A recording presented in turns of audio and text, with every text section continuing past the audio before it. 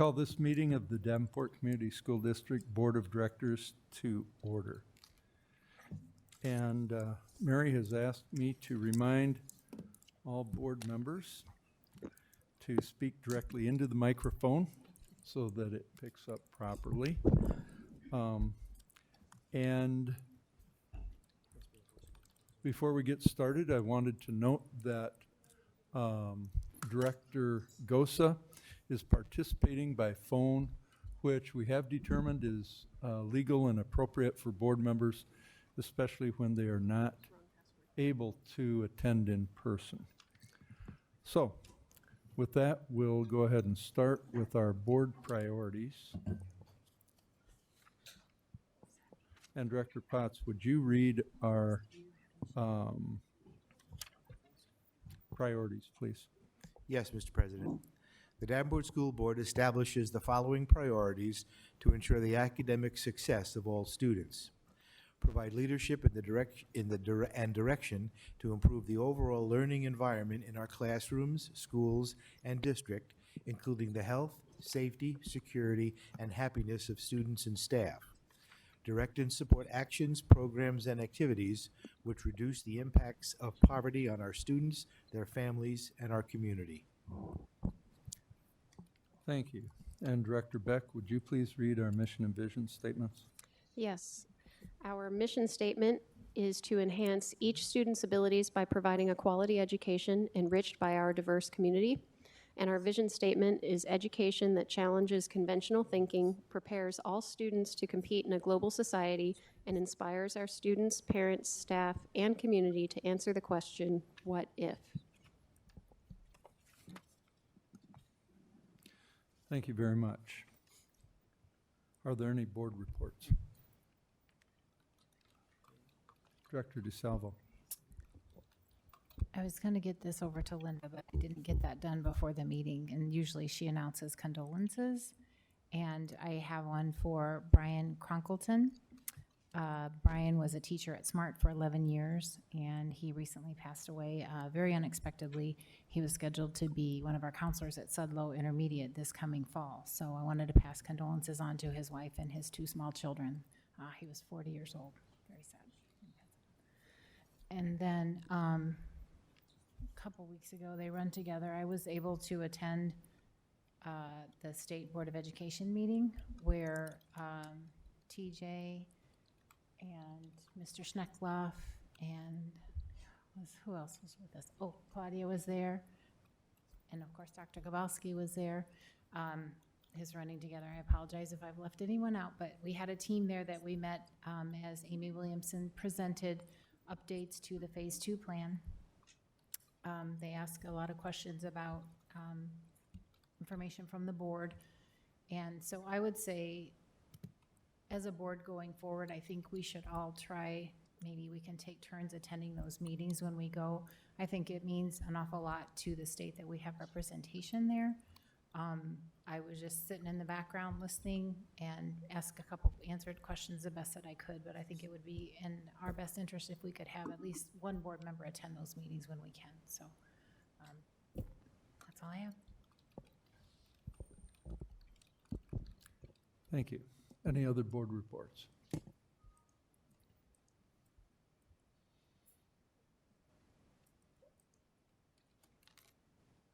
I'm going to make a real brief one. I've thought about this quite a bit over the past few weeks, and I notice when the board reads the priorities and the mission statement and the vision statements, and the board does this at every regular meeting, and these are really, really important words. They're important concepts, and I have complete faith that board members think about all of these ideas that are represented in these statements that we read. And I just wanted to highlight them. To a lot of people, perhaps they're just words, but I think that they affect the actions and the thoughts of the board in the way that they look at things and the way that they make decisions. I just wanted to highlight that. Any other board reports? Okay, thank you. We'll move on to communications. Director DeSalvo, would you please read our upcoming events? Okay, back to regular hours this week. The district opened Monday through Friday from 7:30 a.m. to 4:30 p.m. August 26th, Monday, is the first day to file candidate papers with the board secretary to run for school board. Please visit the district website for more information on running for the school board. I don't know if you want to scroll to that, Mary, but do you want me to read the website? No. Okay, thank you. It's on our district website. So with that, then, anyone interested in running for the board, we will also be holding an informational session that will be held on Wednesday, August the 28th. There are flyers like this at the back of the room if you want to pick one up. So August 28th from 6 to 7:30 p.m. right here in the Jim Hester Boardroom, the Achievement Service Center at 1702 Main Street, Davenport, Iowa. Topics will include Board of Education roles, responsibilities and expectations, completing and filing nomination papers, and time for questions and answers. So again, please RSVP to Mary Crothers, our board secretary, or you can call her if you plan to attend. Again, the candidate filing period is Monday, August 26, 2019 through Thursday, September 19th at 5 p.m. August 26th, and Monday at 6 p.m., there's a regular meeting in the Jim Hester Boardroom at 1702 Main Street in Davenport. August 26th is also the first day of school. August 28th, Wednesday from 6 to 7:30 p.m., an informational session I just read about. September 2nd is a holiday, and it's Monday and holiday, we will be closed. September 3rd, Tuesday at 5:30, committee of the whole meeting here in the Jim Hester Boardroom at 1702 Main Street. September 9th, Monday at 6 p.m., regular board member meeting in the Jim Hester Boardroom at 1702 Main Street, Davenport. September 23rd, Monday at 6 p.m., regular meeting in the Jim Hester Boardroom at 1702 Main Street in Davenport. I think I'll read, want me to read about the candidate packets. Candidate packets and nomination papers are now available for pickup from the board secretary, Mary Crothers. She is in room 204D on the second floor of the Achievement Service Center, or can be downloaded from the district website. Candidates can start collecting signatures as soon as they get their papers. There are 50 signatures required for Davenport. Additional resources for anyone interested in running for the school board: the Iowa Association of Schools will be conducting live webinars called Tuesday Talks with the IASB. Time is noon to 1 on the following dates, and you can register on their website.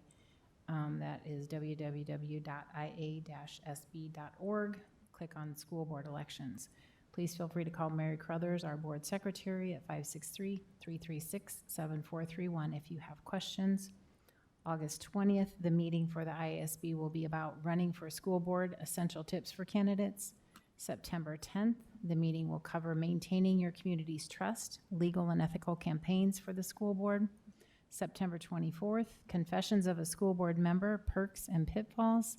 And October 8th, that meeting will cover school board service equity and excellence for all. Are you ready? So again, those would be webinars that you can participate at noon to 1 on those dates. Thank you very much. Tonight we have 3 open forum requests. Open forum is a time for members of the community to give input at a board meeting regarding school district issues or concerns. Individuals who want to speak should fill out an open forum request and give it to the board secretary prior to open forum. The board will not act on any issue presented during open forum if it was not published as an agenda item. The Iowa Open Meetings Law prohibits action on any issue that is not on the agenda. The president will set the amount of time allowed for individuals to speak during open forum. The board asks that no charges or complaints be made against individual employees of the district or community during open forum. Remarks that reflect negatively on the character or motives of any person will be called out of order. As I mentioned, we have 3. Each of you, when you come up, give us your name and address at the microphone. You'll have 2 minutes to present your information?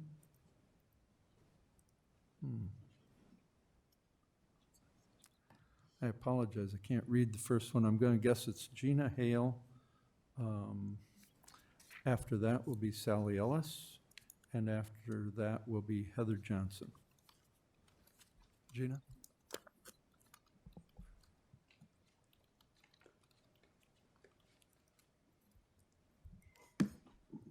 Greens go, right? Yeah. Closer. Thanks. Sorry about my chicken scratch. My shaky hand sometimes makes it hard to read. I apologize, but thanks for the good guess.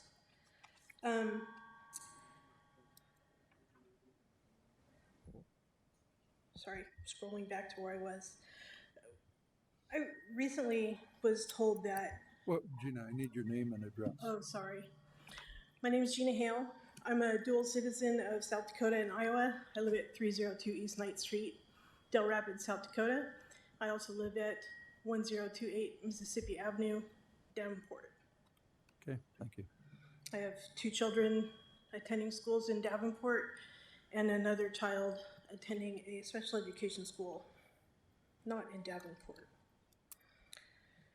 I was recently told by someone that I and others in district-wide Davenport are seen as radical and unsupportive and, to sum up, sort of hostile, and that we're a single issue. And I feel maybe a little misunderstood and kind of want to have an opportunity to set the record straight from my perspective. I was raised in the tradition of critical pedagogy as a teacher, which calls us to question how our practice impacts others who are not like us. And also, as a critical friend, I feel called to come to fully understand the work we do together. I include myself as a colleague and a teacher, as well as a parent and a community member, and ask questions which are provocative and critical and difficult to help us all get underneath the issues that are maybe getting in the way. This is from the spirit of, you have to talk into the mic. This is from the spirit of somebody who is supportive of the district and the community, but is willing to not be toxically nice, but to be kind and supportive and move forward. We wrote a letter last spring suggesting 5 courses of action that the board could consider. And we requested an opportunity to address the board on these 5 potential courses of action, to share the research that we've been engaged in all year long.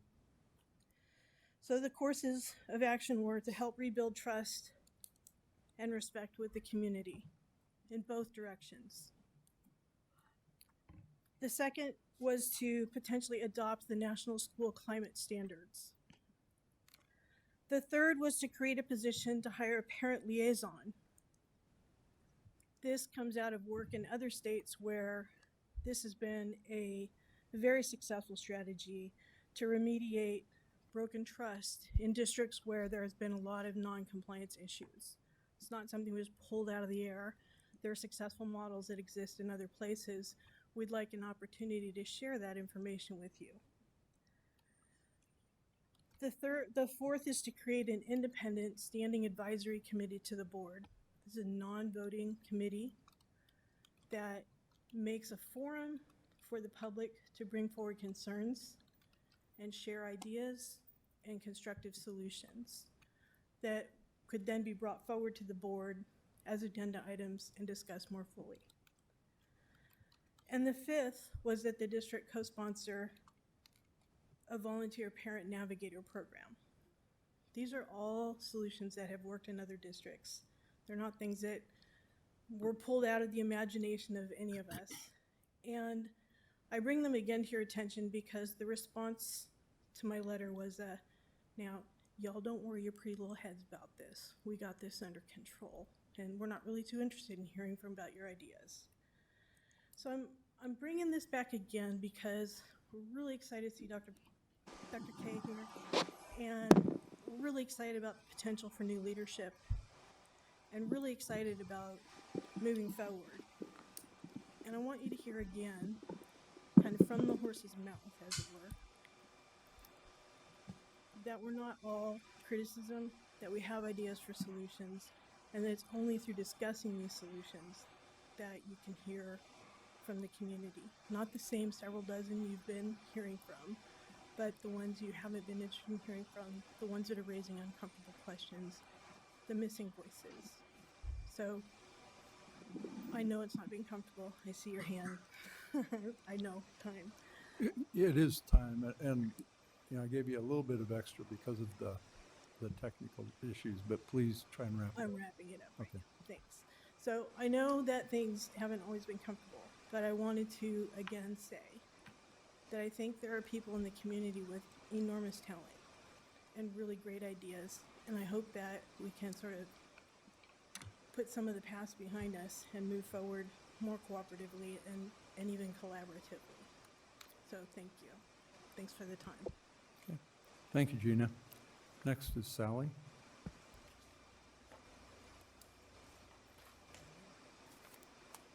Good evening. Sally Ellis, 2216 North Nevada, Davenport. I have great-grandchildren in the schools now. This is about Lincoln School. Where is your commitment to sound financial stewardship? Return the earnest money and cancel the sale. It is not final yet. You took $30,000 from a church and turned down $290,000. We have spent $2.5 million and then another $260,000 on that school, now valued at $900,000. Are you now working for a church or for our public schools and the magnitude of students attending? We voted you in those seats expecting your commitment to help us taxpayers and students. We own these buildings. Our total focus should be on each and every classroom. They contain our future. We need the money. Surprise, you are not a private business that can donate the building and use it for charity deduction on your taxes. Yes, a small amount of students do attend the church. Perhaps you could let the church use one of our gyms once a week in the evening. Churches usually have vans for transport, and that way you could help them in that way. Is it right or wrong? Not to sell to Dan Dolan? Wrong. To hint at Dan Dolan's character, so don't sell to him? Wrong. Employee of the church proposed the call for the vote.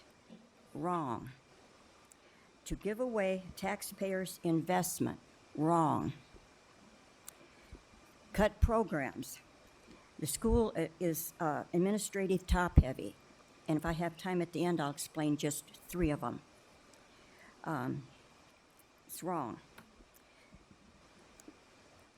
Laid off teachers. Called some back, some left. Wrong. Adding 1 more student to each classroom. Wrong. Talk of outsourcing. Wrong. All board members that voted to sell, I believe, should resign their positions because they're not working for the taxpayer, they're working for a church. Now, if I got a minute, I'll tell you about the administration being top-heavy. So Sally, we're over time. I'll give you like It just 20 real- seconds. all right, Okay, real please quick second. wrap it up. Please. Okay. When we had 18,000 plus students in Davenport schools, we had 1 principal and 1 associate at each high school. Now we're down 15,000 students, maybe less now, because they're all leaving to go elsewhere. And you have 1 principal and 2 associates at each building. Now, How many teachers would those associates cover? Thank you. Okay, thank you, Sally. And last is Heather Johnson.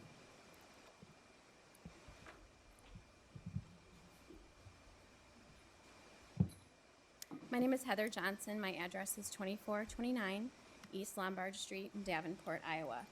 I'm here today as a parent deeply concerned about Davenport Community School District. My husband and I are not from the Quad Cities. We moved here 14 years ago. Even though we both had jobs in Moline, we specifically chose to live in Davenport in large part because of its schools. We didn't have a child yet, but we knew that we would, and we wanted that child to be able to go to a school that had great education, but also a diverse group of students. Our daughter will be starting 7th grade at Sudlow in 2 weeks. Until now, we've been pleased with the education that she has been provided. However, with budget cuts that are at Sudlow, which are reducing foreign language to students and also not allowing students to participate in both band and choir if they take a foreign language, I'm concerned about my daughter's future at Davenport schools, and I'm not alone. I've talked to a lot of parents, and these are even parents who went to Davenport schools themselves, who have always taken great pride in Davenport schools, who have expressed to me that maybe Davenport isn't the place for us anymore because of the cuts that are being made. I understand as a board that you are in a difficult position and that you have to make some very tough decisions to get the budget under control. But I urge you to look at ways to reduce the budget that do not require teachers to lose jobs and that do not require programs to become unavailable to our students. I attended middle school 30 years ago. At that time, 7th and 8th grade were offered Spanish and French. I understand in Davenport that was the case 30 years ago. As parents, we want more for our students than we had. They're not getting that at Davenport. They're getting less than we had, and that's just not acceptable. My 12-year-old daughter was the first chair trumpet player in her 6th grade band and a soloist in her 6th grade choir. This year, she really hopes to be able to take Spanish and be one of the 30 students out of over 100 who want to take Spanish. But if she is, she won't be able to take both band and choir and will have to drop one of those. That breaks my heart. That's not something that a middle schooler should have to decide. So I don't want to leave the Davenport School District, and I will stay as long as I possibly can. But if I feel like my child's education is suffering, I will leave, and I won't be the only one to do so. So I hope that you keep that in mind when you make your budget decisions. Thank you.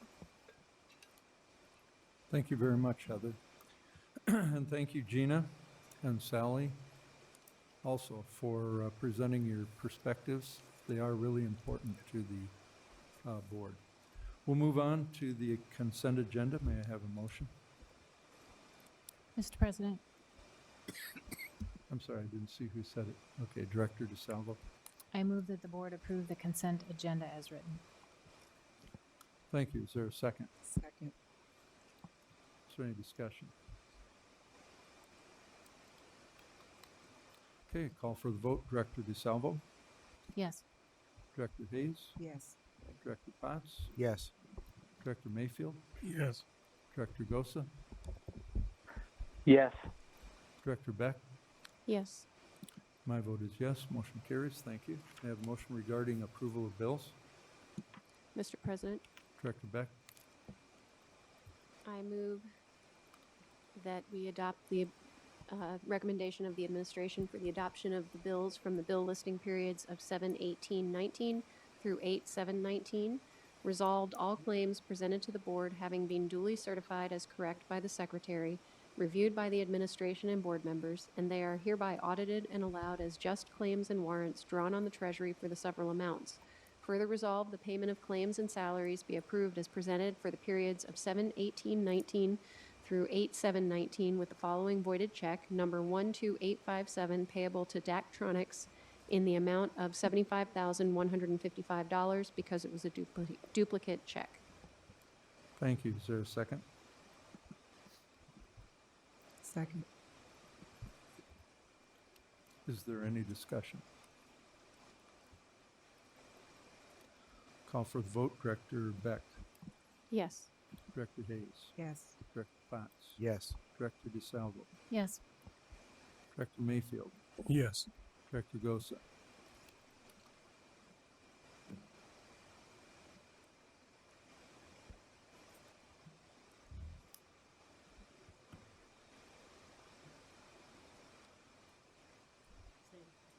Huh?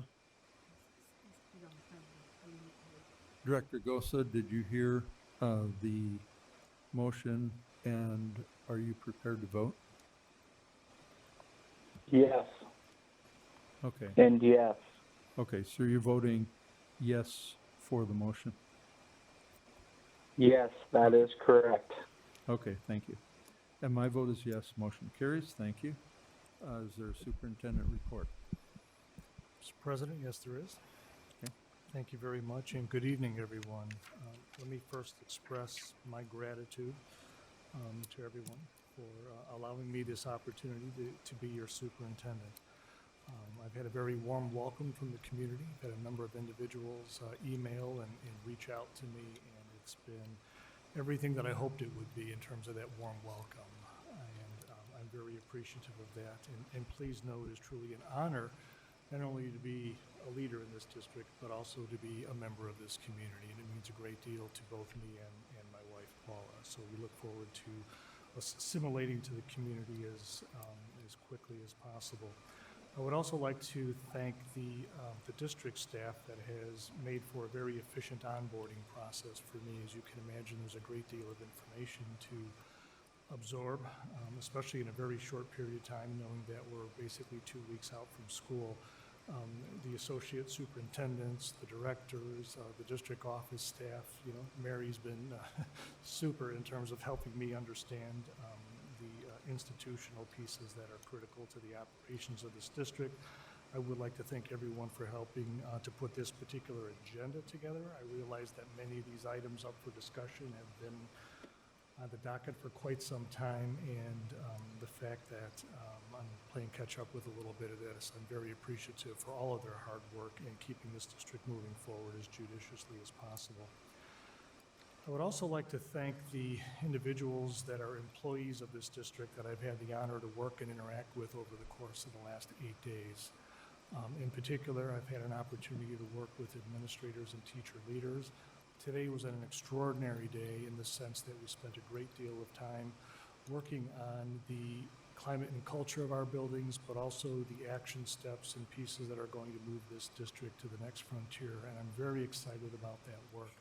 I can tell you firsthand, still having that outsider's lens to some degree, that everyone that I have been interacting with, and that includes, like I said, all of the principals and all the teachers, leaders at this point in time, that you have incredibly talented individuals in this district that are very hardworking, but also understand that actions have to translate into accountability, and our goal is our student success.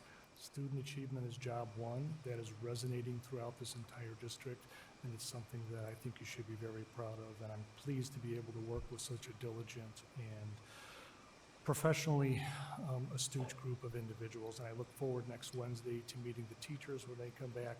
I'm also inviting back the support staff so we can have an all-hands-on-deck welcome and hear the same message at the same time. So very appreciative of that. A little bit later on in our presentation, I'll speak, even though I've been here 8 days, I spent 2 full days in Des Moines working with our state officials, and I'll report out on that a little bit later on in this meeting. Lastly, I would like to say that one of the things that I emphasize with our administrative staff and the team is that you only have one opportunity to make a good first impression. And with our school year about to start, our goal is to have the most efficient, effective, and mission-driven school year in the history of this district. And we're going to start that way on day one. And I'm very proud of the work that has been taking place in preparation for that first day of school. So I can assure this community that we will be ready for our students on day one. We will welcome them with open arms, and learning will begin on day one. Again, I'm very pleased to be here. I thank the Board of Education for their confidence and this opportunity, and look forward to speaking with you and interacting with our public in a whole host of contexts in the future. So, Mr. President, that concludes my report. Thank you very much. Move on to other items requiring action.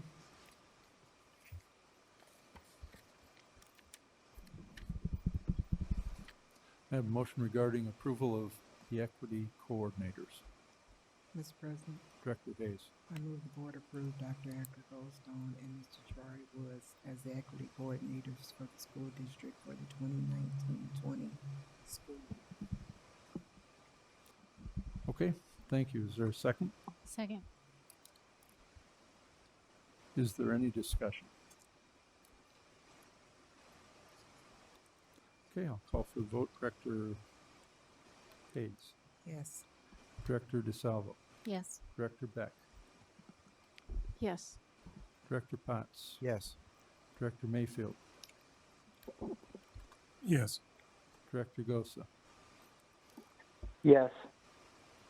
My vote is yes. Motion carries. Thank you. I have a motion regarding approval of level 1 and 2 investigators.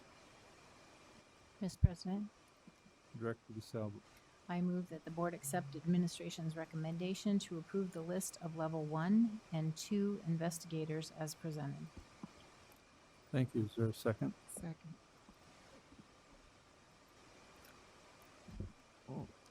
Is there any discussion?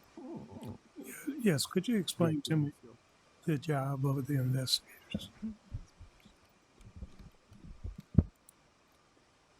I'll ask Dr. Goldstone, who's been familiar with this process for a number of years, if she can provide an executive summary to the board on this topic. Thank you.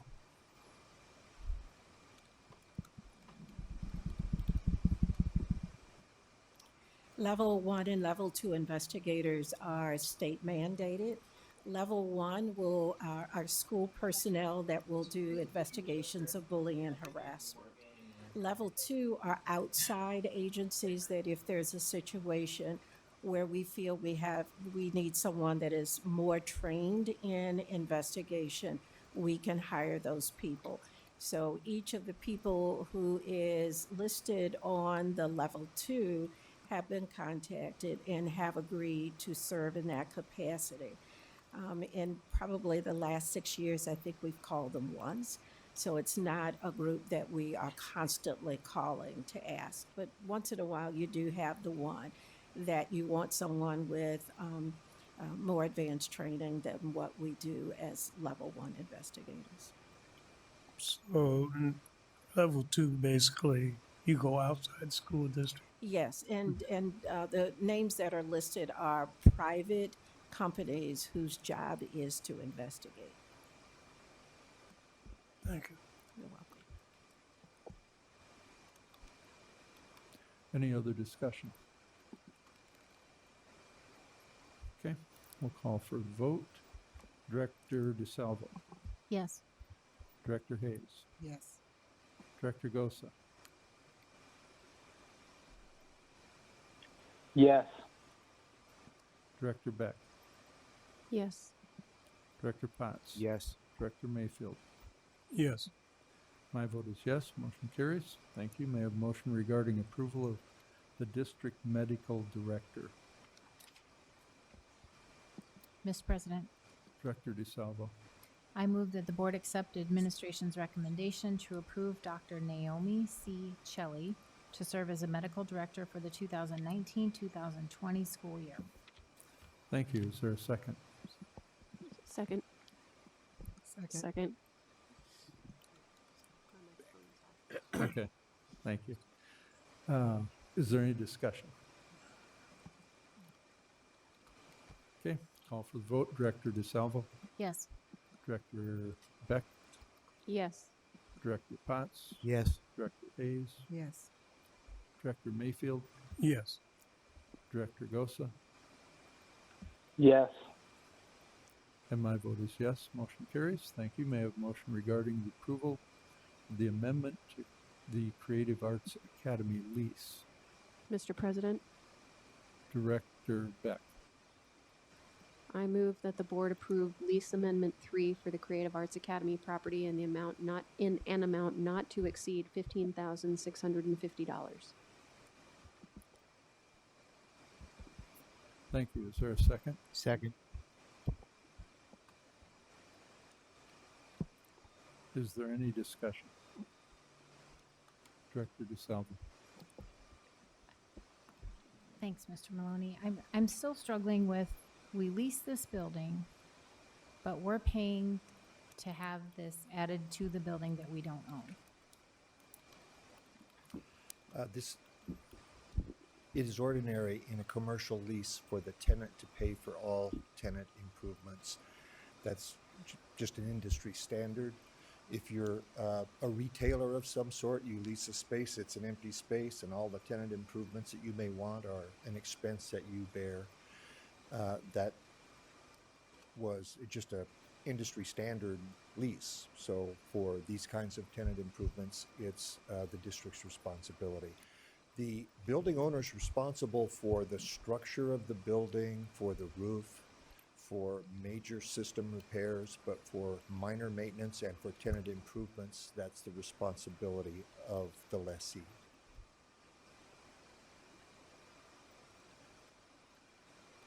And so this amendment to the lease just allows us to spend or make this adjustment or whatever, this enhancement to the building.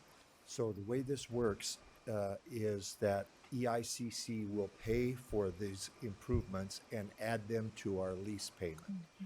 And that's the means of making the expenditure eligible for PEPAL rather than general fund. Okay, that's good. I support what it's doing, and I have concerns too with the safety of our students, and this is my understanding. I spoke with some people about it after the last time we talked about it, and that we have a door that is locked, but we're going to secure the end of the stairwell and close in the stairwell so that people can't even get up to the top of those stairs, because I understand that there's some perhaps transient people that are maybe living in that area that could be of concern to our students and staff. Yes, there is occasionally some behavior at the landings at the top of the stairs that we would like to eliminate. They'll be completely enclosed. There will be exiting hardware, so in a fire you can get out with the panic, and that's part of the reason for the cost, is that we will maintain the exiting capability. Okay. I'm still struggling with it. We have to pay for this cost, but I will vote in favor of it because it has to do with the security and safety of our students. But I'm definitely concerned that we're having to make this investment. So thank you for the explanation.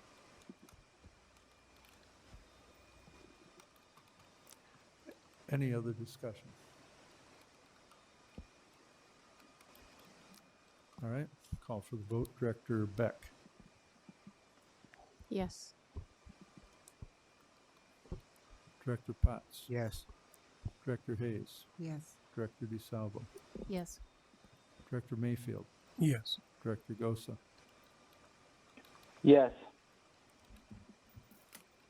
My vote is yes. Motion carries. Thank you. May I have a motion regarding approval of contract renewal with Power School? Mr. President, Director DeSalvo. I move that board approve administration's recommendation to approve the contract renewal for Power School in the amount of $129,854.89. Thank you. Is there a second? Second. Is there any discussion? Director DeSalvo. Gary, I think, is this Gary's? I don't know. I'm assuming this is software and maintenance support for the Yes, it Power is. School? Yes, it is. It's for our business software. Okay. It's Did it- it's proprietary software, and it's our annual subscription, and they host our database, and it covers accounting, payroll, human resources, purchasing, fixed assets, inventory. That's all I needed. Thank you. Director Beck, did you have a question? It was the same question. Okay. Any other discussion? Okay, we'll call for the vote. Director DeSalvo. Yes. Director Beck. Yes.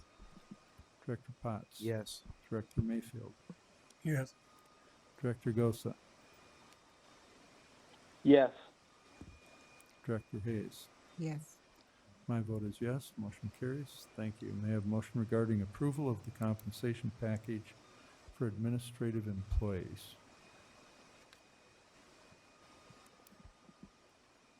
Mr. President, Director Beck.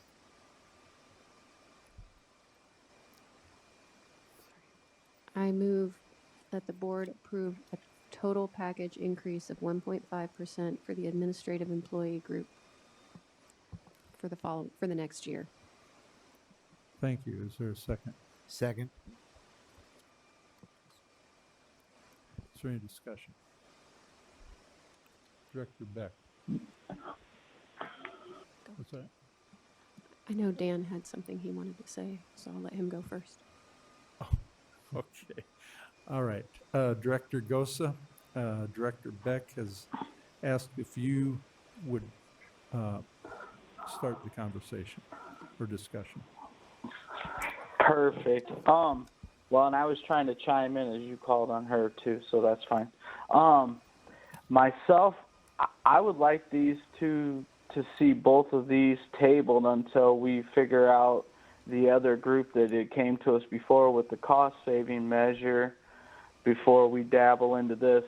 I'm not saying, I feel bad that some employees are lumped in with this group, but just getting out of a phase 1 and then still in a phase 2 audit for not doing what we needed to be doing, to me it would seem like we're given a raise for not doing what should have been done. I'm not discrediting all the hard work they've done to rectify the situation, but it was still there before. And especially with the budget cuts and then laying off all those teachers and stuff, and now we're going to come back and say, and this comes directly out of the general fund, and this will be a hit to the general fund that we use to pay staff, teachers, and so on and so forth. I don't know how everybody else feels about it, but that is kind of where I'm at, especially when we had a group come to us maybe a couple months ago and try to provide some cost-saving measures, and nothing ever came about that. I would like to see something done on that end first before I even consider anything with this. If we proceed to go on to vote, I'm going to be voting no on both of them, just because I don't think, not saying that I don't think that some of them deserve it and some don't. I just feel that we just are in a bad spot right now with the phase 1 and phase 2, and I don't feel that we should be rewarding with raises for clearly not doing the things that were supposed to be done, and that's why we got cited for so many citations. And that's all I'll say on that for right now. Thank you. Is there more discussion? Director Beck. I just want to make a couple of comments. I think they a little bit align with what Director Gosa was saying. We have a number of employees. Most of our employees are in bargaining units, and we've negotiated their salaries through contracts, union contracts, and they're established for a period of time, and that includes raises. And at this point in time, any changes to those contracts, except for very small minor changes because of the way the laws have changed in the state of Iowa, may require those unions to recertify or to jump through a lot of hoops in order to maintain their status as bargaining units. The administrative employees and the non-bargaining, non-administrative employees, the small group that falls outside of these unions, don't have that type of issue. So they are talking essentially directly with the board or directly with the superintendent about what they would like in terms of compensation. And so in a way, they're at a disadvantage. And what I also learned through this process of becoming a school board member is that what I thought the term administrator meant is not exactly what that term means. In my mind, when I first started, administrator was anybody who worked in the central building. And it turns out that there are people who work in the central building who are not administrators. For example, administrative assistants, people in those positions. And there are people who work in the buildings who are considered administrators, such as the principals. And so it's become a much more nuanced thought process for me as to how we go about compensating people in these non-bargaining units. And so I, as a person who is in a bargaining unit in her job, can appreciate the difficulty that people who aren't in a bargaining unit may have. And I also want to mention that I really appreciate the work that a lot of the people in these groups have been doing since we've been cited. There's been a lot of people who have really made a lot of positive changes, who are in the buildings every day, who are making these changes, and a lot of these people in these groups who have stepped up and really made a lot of progress in the last year or so. And so I want to, it's been a struggle to think of an appropriate way to reward those people without not rewarding people who might not, and I guess Director Gosa probably said it a little bit more eloquently, who I might feel like were part of the problem. And there's a very small group there. And so I really have struggled with what the best way to go about this is. I want to retain the good employees that we have, and I think in order to do that, we do have to compensate the people who are doing good work. And so it's important that we let them know that we didn't forget about them, and that we are aware of the fact that they're working hard to make positive change in the district. And so that's kind of just a little snapshot of what I've been thinking about as we have discussed these increases in salary. Director DeSalvo. I'm not sure if this is appropriate to be answered or not, but Claudia, can you tell us what the total estimated cost would be for the compensation package as proposed for administrative employees? Yes, for the Oh, 1.5, was it? I didn't scroll down, sorry. Did I not scroll down? it's in there. Always miss that. 1.5% for the administrative package is about 133,000, and the 1.98% for the non-bargaining package is just a little over 158,000. So total 280, 290. Yes. Sorry, I didn't scroll down. That's okay. To read that, I apologize. So continuing on with kind of where Director Beck was concluding her statement, we're in a really tough place. Obviously, every decision that we make impacts our students. We heard from parents tonight about programs that we're having to cut. I struggle with this because we have to make reductions, and I'm an advocate of rewarding someone when they're doing a good job. And if they're just keeping a seat warm, I don't know that that's cause for giving them an increase. However, we have seen a lot of people leave our district this year. We had ripped, 70-some teachers. And when we were able to offer those positions back to them, half of them had gone. They had gone to other districts already. And I hate to see good staff leaving us because of these troubled times. And if we're reducing programs because we don't have the staff anymore, what's the right answer? Do you give them an increase to cost us money? Do you not give them an increase and then you're cutting foreign language and programs? There's not a good answer here.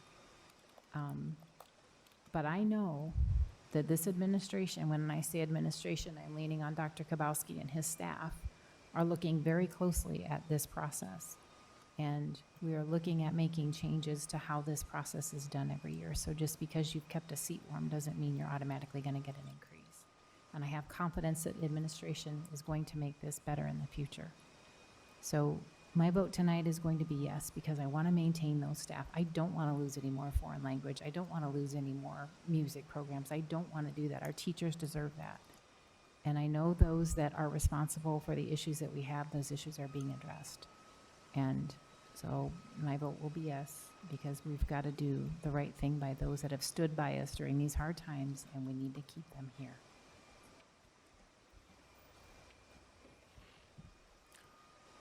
Director Hayes. I agree with what everyone has said pretty much so far. There are those that have worked harder than many during this terrible time, and we're in a very bad position. And Director Gosa initially stated to table it, and with that, I think we're continually kicking the can down the road. But I guess if we tabled it, I would be in favor of making a decision by August 26th. If we could put it on the agenda for August 26th, that we would be able to work out all the details of it, and those increases would be retro, correct, Claudia? Yes, that's what we've done in the past. They'd be retroactive to July 1st of 2019. Well, if we did extend it, I wouldn't want to go past the first day of school, August 26th.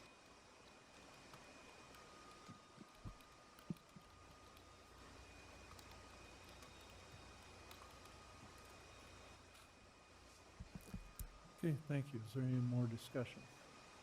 Yes. Director Mayfield. I think we're in a difficult situation, as when we were talking about it before, previous meeting. I have feelings both ways. For most people, particularly our administrators that are in the district, I think they deserve, because really, and I say deserve, the 1.5 simply because they are doing their job. And most of them are following directions from somebody over them. And unfortunately, when things don't go right, where does that land? Does it land on the school board? Because I've been told many times that I am not the expert, that the expert are our administrators, that they basically have the knowledge. And so most of the time, and I could be wrong, that the school board goes along with what they recommend. Unfortunately, when we get in a bad situation, we all want to point at the administrators and say, you told us that this would work or that would do. Well, I have pretty much over the years listened to what the administrators are saying, but not necessarily has it gone right. You know, everything that we've done up to now, I don't think it's necessarily because we thought it up ourselves. It's usually been researched by our administrators. Some individuals may have researched it themselves, and then we went that direction. With I must say, our superintendent helped guide us in that direction, whatever way it may have been. I have been involved many years from day to day before I was on the school board. And I have issues with what has gone on. And I mean, it's not just me. Look at our special ed situation. Look at our, we call it rotating, not superintendents, but rotating principals. We are always having issues, which happens in a large company or business, but at the same time, who's responsible for it? I would like to see us take a little bit more time and table as Dan suggested. And for me, is to give me more time to at least think about how to vote on this. At this point in time,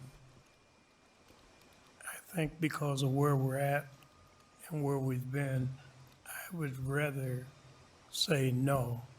But I know in doing that, there's a lot of deserving people that I don't want to just shut the door on when it comes to a raise. Because I think most of them have been working hard to correct the situation, but we got to stop and think, how did we get to where we're at? That did not happen in 6 months. It did not happen in a year. It didn't happen in 5 years. It happened over a long period of time, the decisions that have been made. So I'd like to give it a little bit more time to think. If I had to vote right now, I would say no. But I'd rather give it more time because it does affect people's livelihood. And not necessarily did we not do anything right, but we have a lot depending on that vote, as they do too, so I'd like to give it more thought.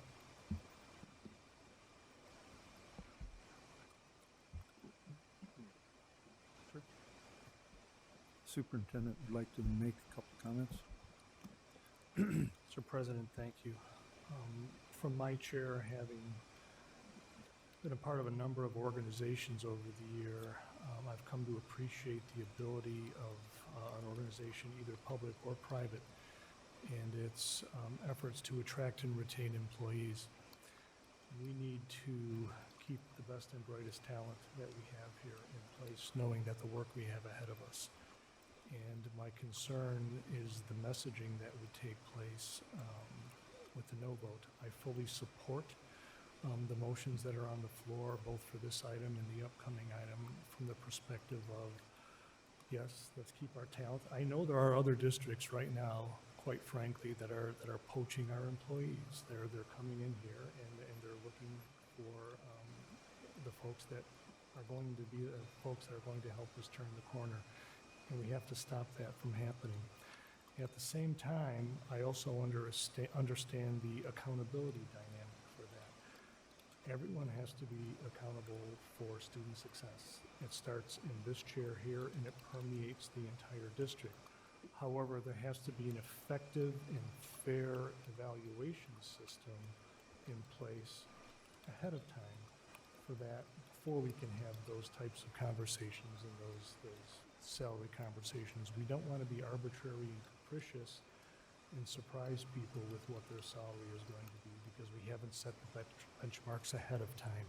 That's not how effective organizations operate. So yes, it is a very nuanced conversation, but we can't have a very nuanced conversation on such a complex topic, in my opinion, in 2 weeks' time. I think the issues that you'll face in 2 weeks will be the exact same issues that you're struggling with this weekend. But what I need are competent personnel to start this school year and make sure that no one else is leaving, especially knowing that the work ahead of us is very complex and it's going to require a great deal of attention and detail. And again, I need the best and brightest minds on that.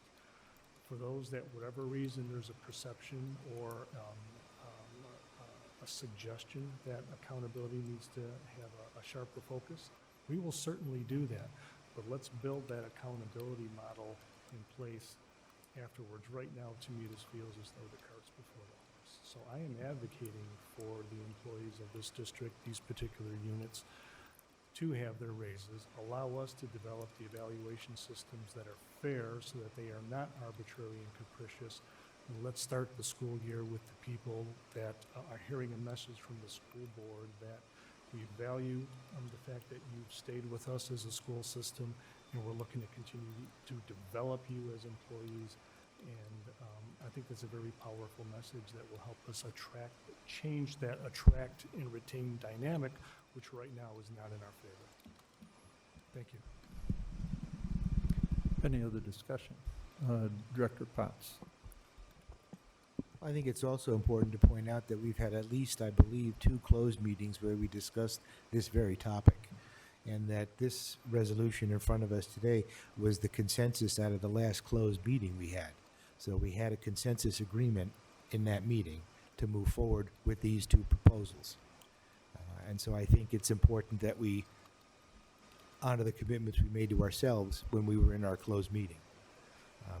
In addition, on a lighter side, I would say I was a building principal And if I had $1 for every time some parent or somebody came up to me and said, I wouldn't do your job for love or money. How do you do that? I wouldn't want your job. I could have retired years ago. These people work very hard. Your building principals work extremely hard. They're the front line. You know, the old Truman saying, the buck stops at the principal's desk for absolutely everything.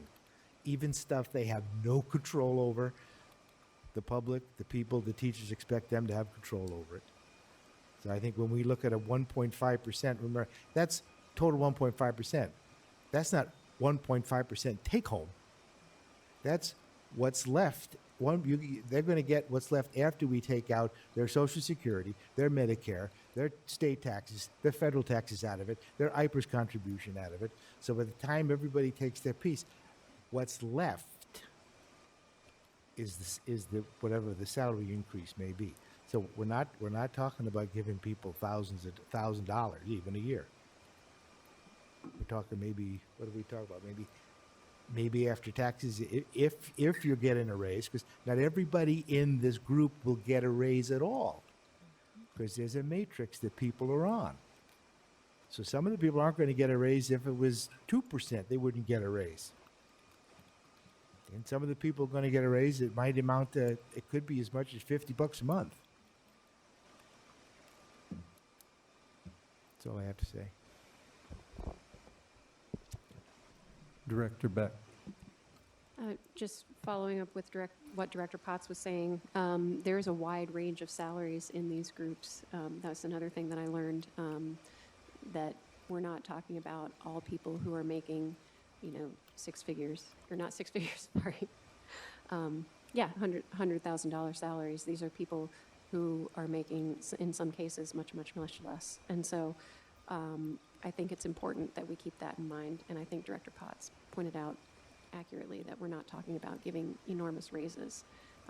We are talking about what Dr. Kobilski mentioned, letting people know that we are aware of the hard work that they're doing, and we value that work. And these just happen to be the people who are not in a position to have a contract that's already determining what their raises are going to be for the next few years. So. Director Potts. Just one more thing. When I said about the consensus that we reached, I did not mean to imply that maybe that Director Gosa had changed his position. He has not. He is consistent.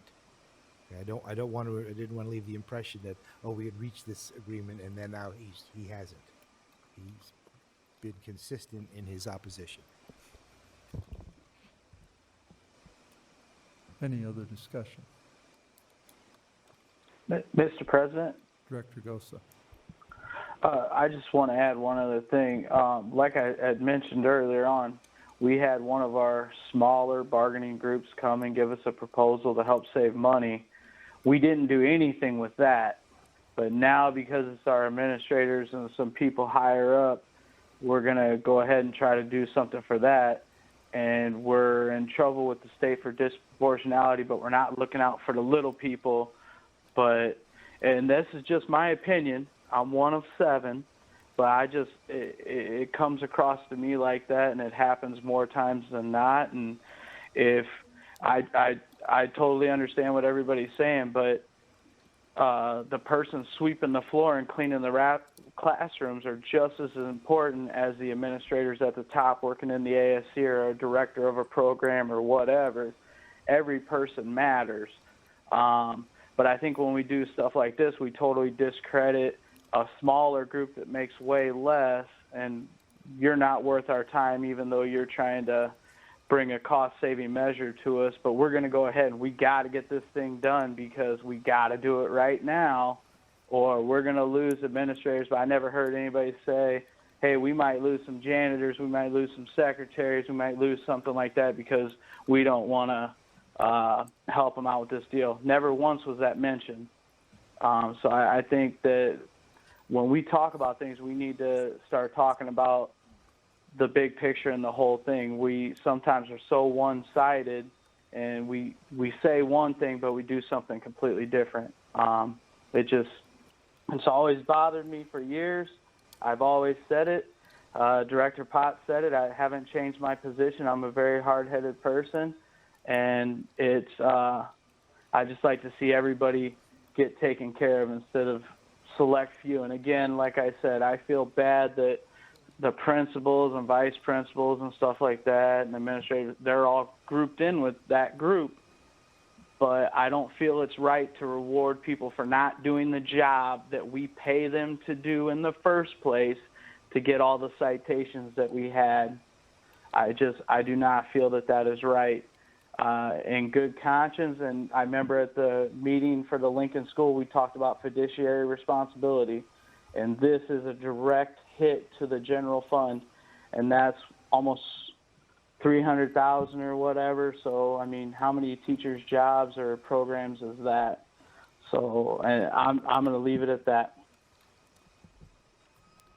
Director Beck? With all due respect to Director Gosa, I'm going to have to disagree with some of the things that he just said.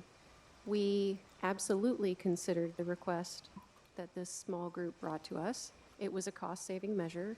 We appreciated it, but we did not want to lower their salaries just so that they would, because we didn't think that was right. And so I disagree with the fact that we're not doing things for everyone. We chose not to lower salaries because we wanted to retain good people. I personally take offense at the implication that I do not respect every job in this district. I absolutely do. I absolutely do.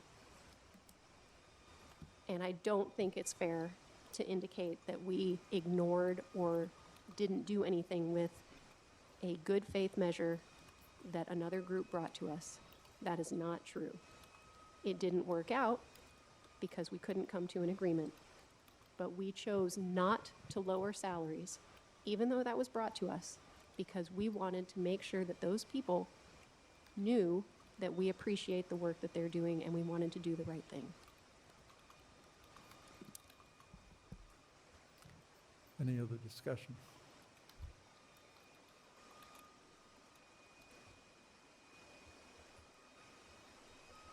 I'm going to make a couple of comments, and then I know there's been discussion here about another motion, and that motion would have to be made before I call for the vote, if it's going to be made. Otherwise, I'll be calling the vote shortly.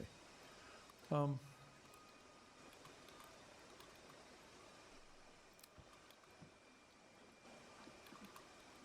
I guess, obviously, this is a pretty intense issue for everybody on the board and probably for most of the people that work in the district.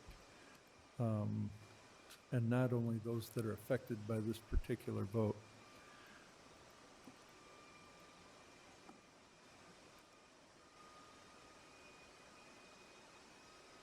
I've got really strong feelings on this.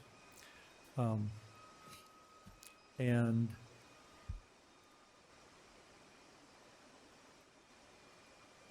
but I'm going to try and give a measured response. A lot of us think certain things, and I believe strongly that an increase is not the only reason that people, or lack of an increase is not the only reason that people leave. I've had a number of employees that have talked to me in the last few months about reasons that they're leaving, and it has nothing to do with what's going on here. It has nothing to do with the increases. And I'm not going to talk about those things right now, but they're really, really strong issues, things that I think need to be addressed. And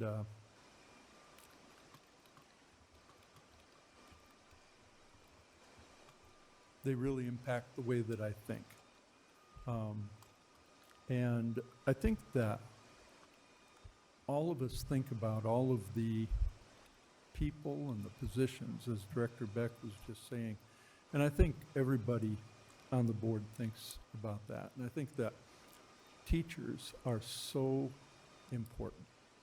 And when teachers are coming to me, it's like, wow. And when you're out in the hallway and you go to the restroom and you're talking to the janitors, and they are really important, or the custodians, and they do so many things. Every person, I think, is really important. And I do think it's important to be able to wrestle with some of those other reasons that people leave. And I hope that we can get to that at some point.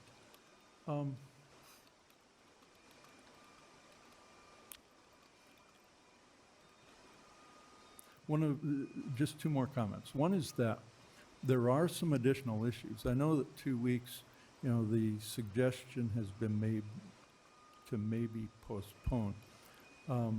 This is a complex issue, but there are some additional issues besides this that I think board members have been thinking about. And that, I think, is part of the reason for the thought on waiting. And the last thing I wanted to talk about was savings. So I think it was Director Gosa that talked about the savings requirements that we have in the School Budget Review Committee. That's going to be brought up, I'm sure, in one of our later motions. But yeah, we have some real issues when it comes to savings, and this is going to add another 300 grand or whatever it is, if between both motions. And we're going to have to find that money if we're going to go ahead and appropriate it. I think that there are legitimate other methods for, or ways to reduce some of our expenses. And these are things that are beyond the way we've normally thought. And I hope that we have the fortitude to address things that maybe are done the way they've always been done before. Because I am 100% confident that there are ways to save money by doing things a little bit differently. But it's hard to get to that point because that's the way we've always done things. And so it's not as easy as it sounds. Anyway, I just wanted to make those three comments. I'm going to ask one last time if there's any other discussion. If there's no other discussion, I'm going to call for the vote unless there's a motion to postpone. Is there any other discussion? Okay. And I don't hear a motion to postpone. On this one, let me see here. The motion was made by Director Beck and seconded by Director Potts. I'm going to go ahead and call for the vote then. Director Beck. Yes. Director Potts. Yes. Director Gosa. No. Director Mayfield. No. Director DeSalvo. Yes. Director Hayes. No.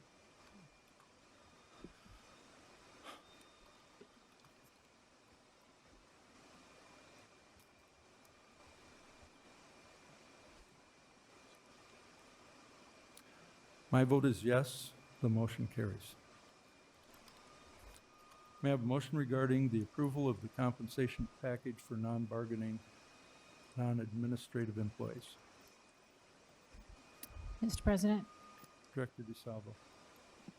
as discussed and directed by the board approves a total package increase of 1.98% for the non-bargaining employee group. Thank you. Is there a second? Second. Is there any discussion?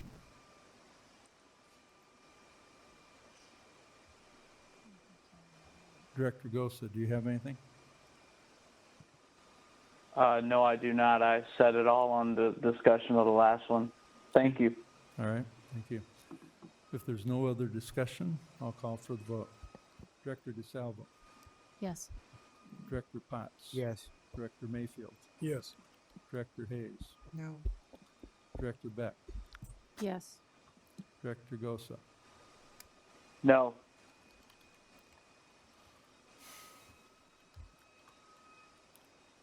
My vote is yes.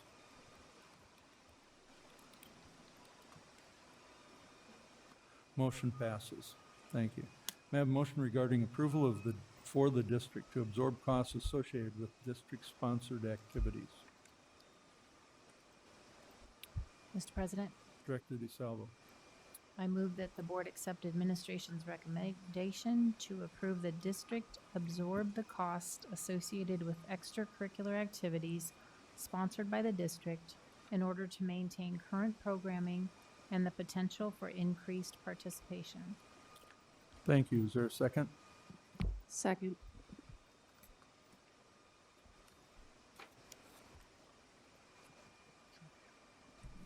All right, we'll go ahead and start discussion. The superintendent would like to make some opening comments.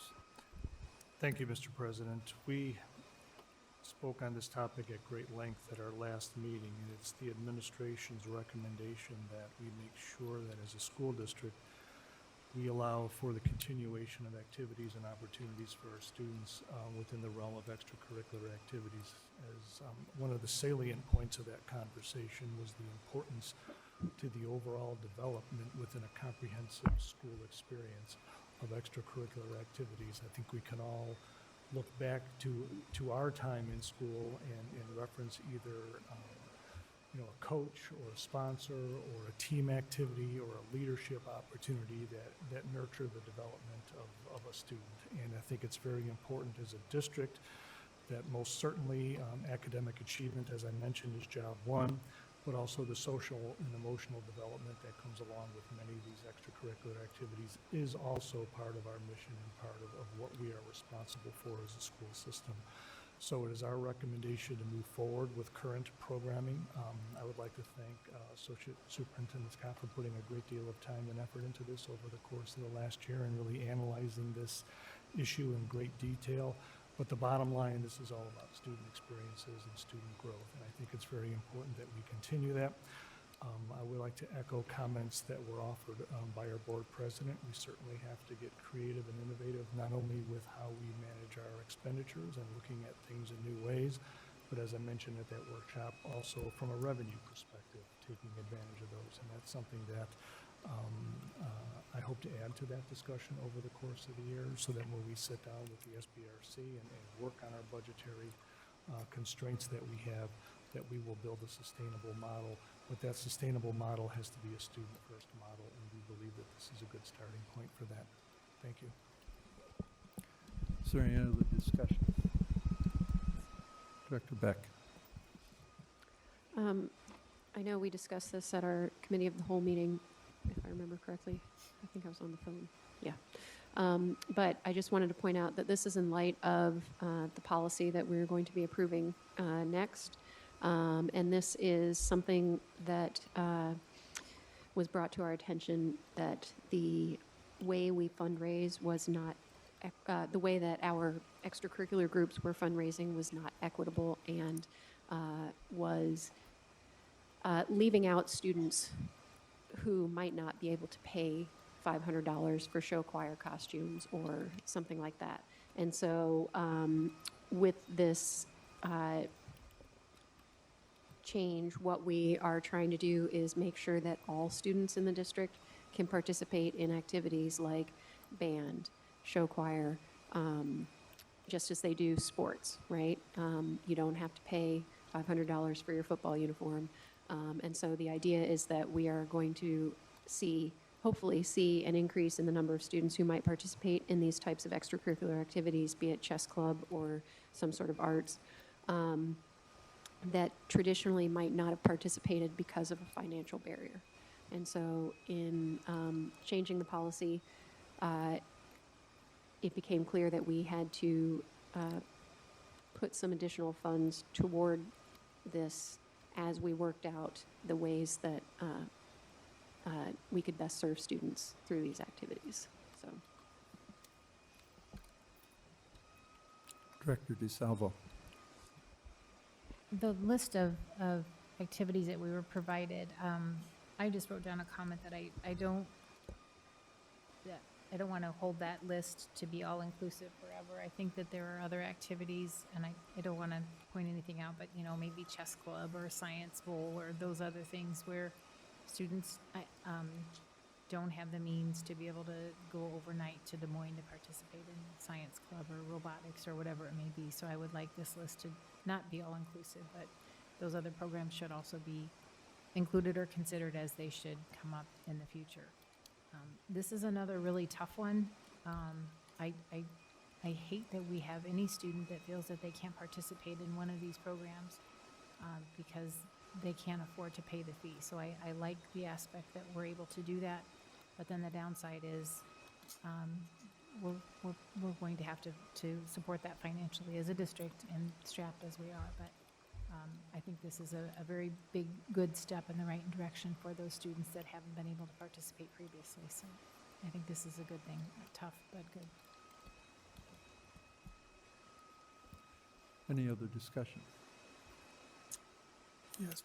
Director Mayfield. My question would be, just so I understand this, that anything that is happening in the schools with our students, whether it's an outside entity or the school-sponsored programs, are to be made sure that all kids can participate cost-wise. Actually, these are school-sponsored activities where it's either our coach or our sponsor, and it's actually sanctioned by the school district, where we have absorbed the salary or the stipend associated with the individuals that are sponsoring these particular activities. So it's strictly school-sponsored. I understand that. We have many programs that are not school-sponsored, but our students are participating. We have volleyball, we have football, almost every sport's represented. And many times outside entities are coming in and coaching these teams. And many times these kids are charged for it. So under those circumstances of what I'm asking, are those kids allowed to come in and participate regardless of their financial situation? So knowing that our associate superintendent did all the labor No, in terms of meeting with these groups, if you We're have a better referencing, understanding. I'm sorry, we're referencing what is included in our teacher contract. So the teacher contract has those stipend positions, so those are the activities that we're referencing. When we're talking about offsetting costs and not charging fees for students to participate. I'm not quite sure I got the answer to what I was asking. So listen, I thought I did, so a clarification from you, and I'll try to rebuttal for you. If So- I may, I may be able to answer his question, I think. Say that again. If I may, I think I might be able to answer his question. Is that okay? She said she'd ask. Okay, yeah, go I'll ahead. give it a shot. I think you're talking about travel ball, things that happen outside of the school that aren't sponsored by the school, but a lot of our students participate in that. So they have travel baseball, or they have travel volleyball, or they have different youth sports that aren't coached by someone that is supported salary-wise by the district. We are not talking about those programs.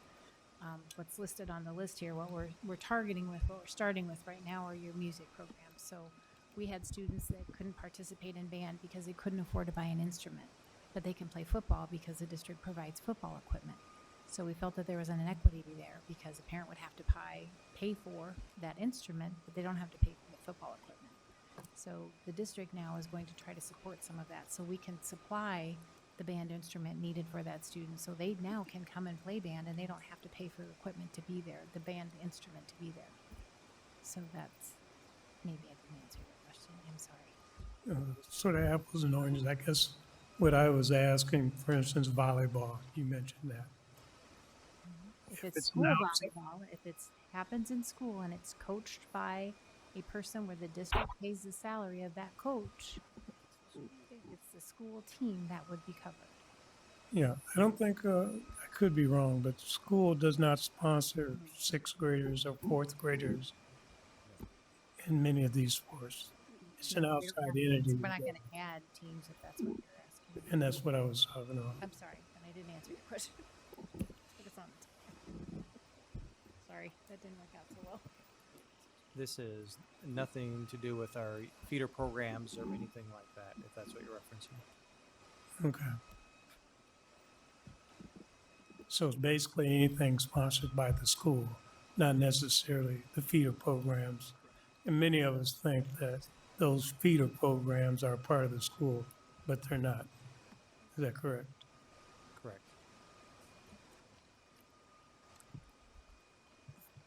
Does the, I know in one circumstance, and you may know of this, our head coach made the decisions on the program and who was running it.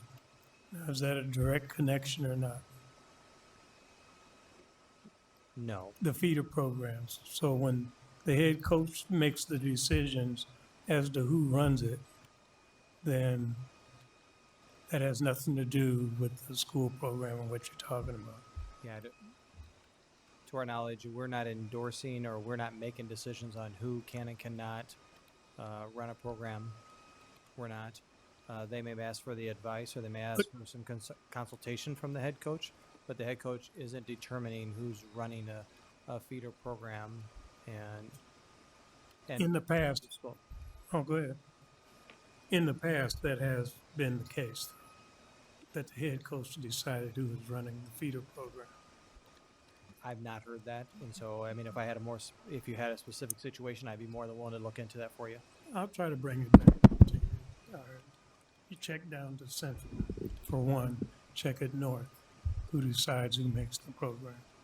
Who actually runs the program, regardless of what the sport is? And maybe bring that back. Is that possible? I'm not sure.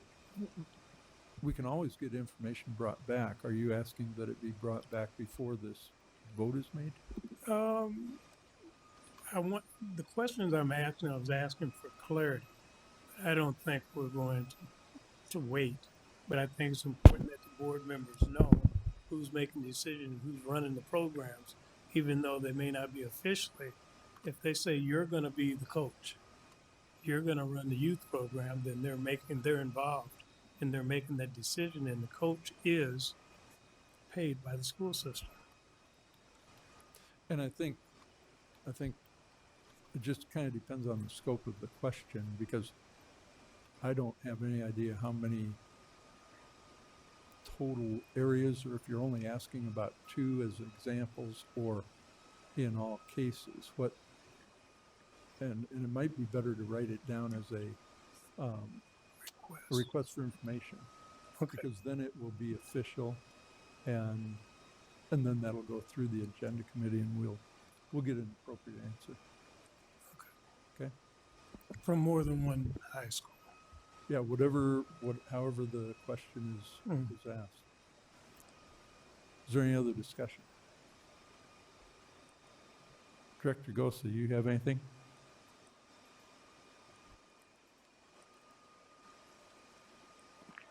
No, I do not.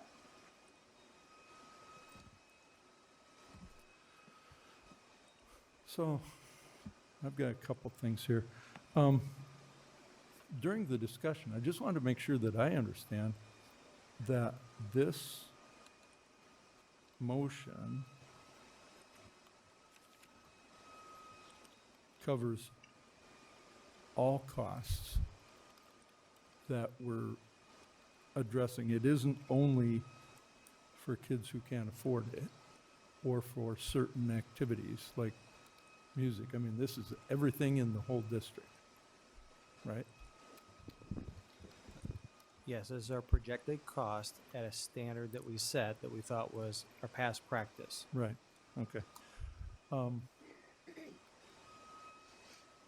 And I think you have helped clarify this for me over the past however long we've been discussing this. I just want to make sure that this is per Iowa code. It is the law that we have to follow this, and we are not the only district in the state that has to follow it. Is that correct? Yes.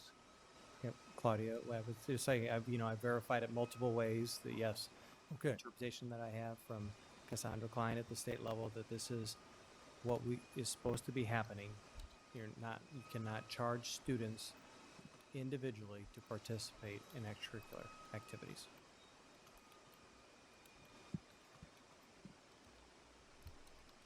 Okay. I mean, it's just interesting in light of some of the things that are being reported right now.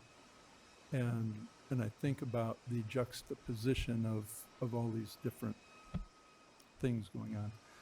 One last area of my concern is the School Budget Review Committee. So we submitted a 2-year and a 5-year plan a year or two ago. I don't recall when we submitted those. And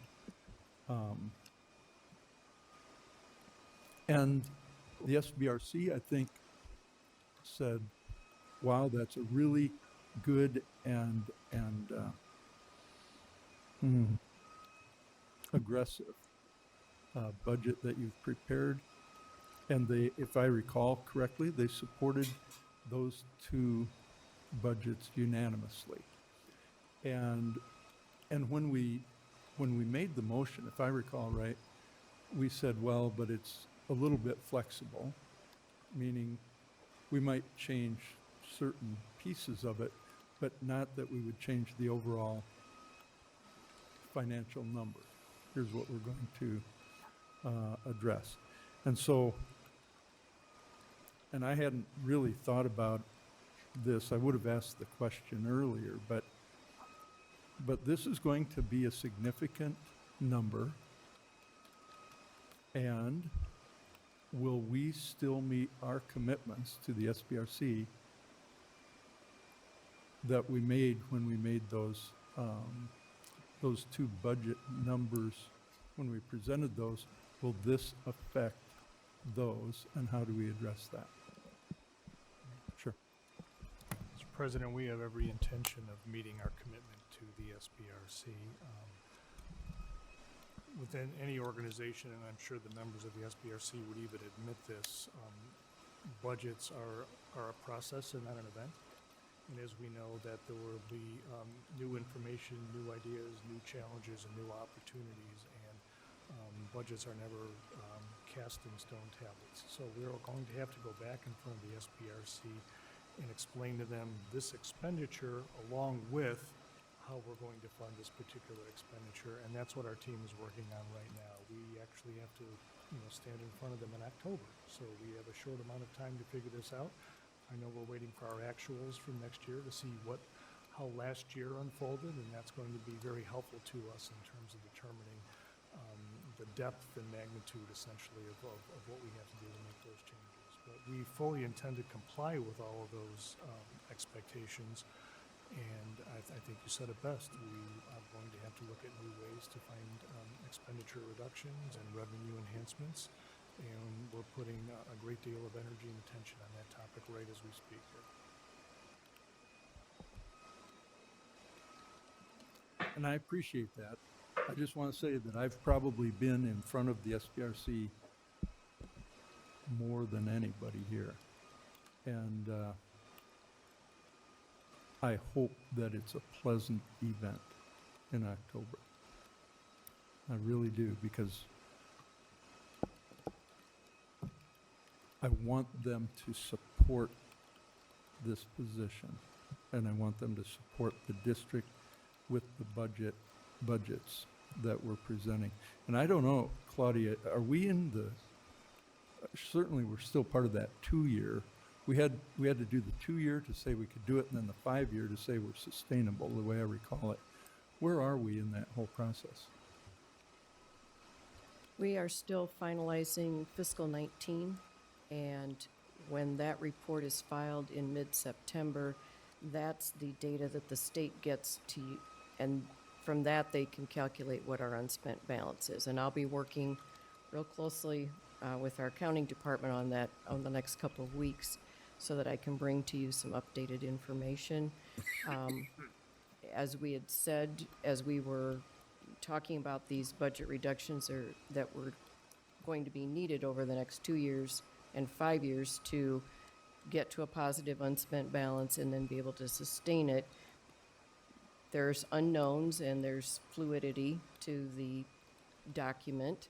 And as we make decisions and as things actually happen, we have to keep revisiting that.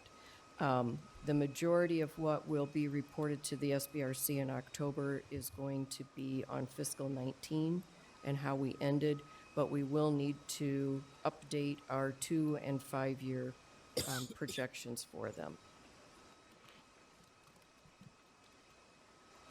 Have you factored this into the plan? We're working on that. It'll be part of that living document. That'll be an item that we'll need to add.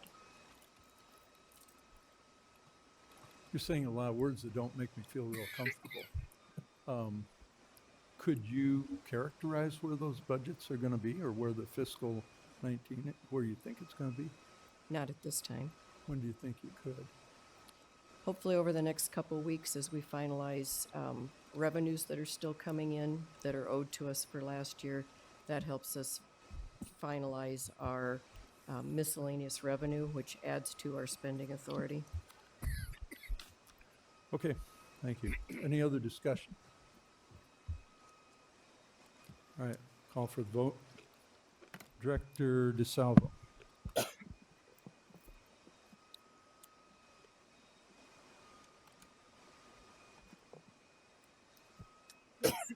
Yes. Director Beck. Yes. Director Potts. Yes. Director Mayfield. Yes. Director Gosa. Yes. Director Hayes. Yes. My vote is yes. Motion carries. Thank you. We have a motion regarding approval of policy. Mr. President, Director Beck. I move that the board approve the policy committee recommendation to approve the following policy, 501.17, fees associated with curricular and extracurricular activities. Thank you. Is there a second? Second.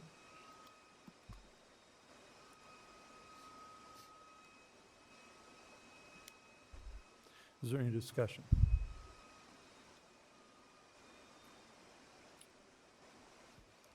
Okay, we'll call for the vote. Director Beck. Yes. Director Hayes. Yes. Director DeSalvo. Yes. Director Potts. Yes. Director Mayfield. Yes. Director Gosa. Yes. Was that a yes? Yes. Thank you. And my vote is yes. Motion carries. Thank you. We have a couple of discussion items. First is the Phase 2 update. Thank you, Mr. President. There are two components to this update. First, I'll speak to a meeting that I had last week with state officials at the administrative level, and then I will ask Mr. Schneckloth to come forward and share with the board some visual representations that we've been referencing over the course of the last few weeks to give you an understanding of what we see when we interact with those officials at the state, specifically when it comes to the citations, our submissions for those citations, and the feedback that we receive from that. So starting with last Wednesday, I spent the day in Des Moines working with the administrative officials that have been associated with our Phase 2 audit. And it pleases me to tell you that I came away from that meeting with very positive feelings of partnership. But most importantly, it was clear to me two things. One, from the state's perspective, their goal is our success. I mean, that was patently obvious that the end game is the success of the district and ultimately the success of our students. The second piece that was patently obvious to me is the extent of support that the state is willing to afford us. We are going to be receiving nationally renowned mentors, as well as individuals that are quite competent in the work that needs to be done here. And none of that is inexpensive. So I think the state is as they say, putting their money where their mouth is in terms of our support for our district and moving us forward. And I certainly do not feel alone in this process. The other element that I think is very important is that the phrase came up that this is not a gotcha game. The state is not looking to catch us in some technicalities. They are sincere in our long-term sustainable success.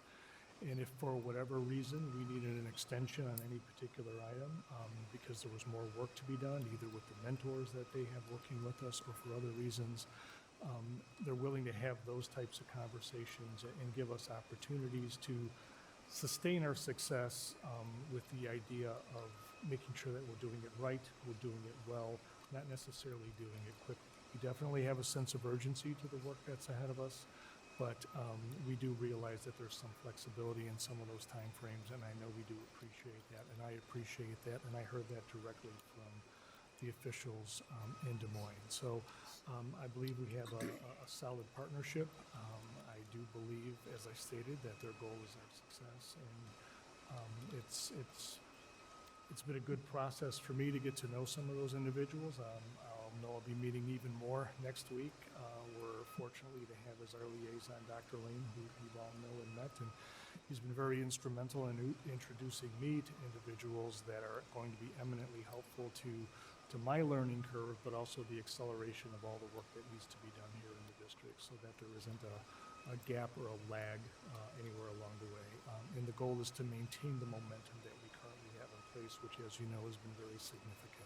So it was a very positive meeting, and I expect those to continue to be very positive moving forward. And I will refer to our former interim superintendent, and who is our current director of support services, Mr. Schneckloth, who is very familiar with the system that we use to communicate with the state. And if you could help the board sort of visualize and understand what we see from our end, but most importantly, to emphasize especially the work that we're doing in August and how we're up to speed with that. Once we talk about that, I'll talk a little bit more about the long-range view of how we're going to operate. So, please, thank you. Thank you. The last time we were here, we talked about the CASA system that we had. And since then, we have our documents uploaded, and there's action that's beginning to happen inside of our dashboard. So before we get started, I sent you a memo that kind of explained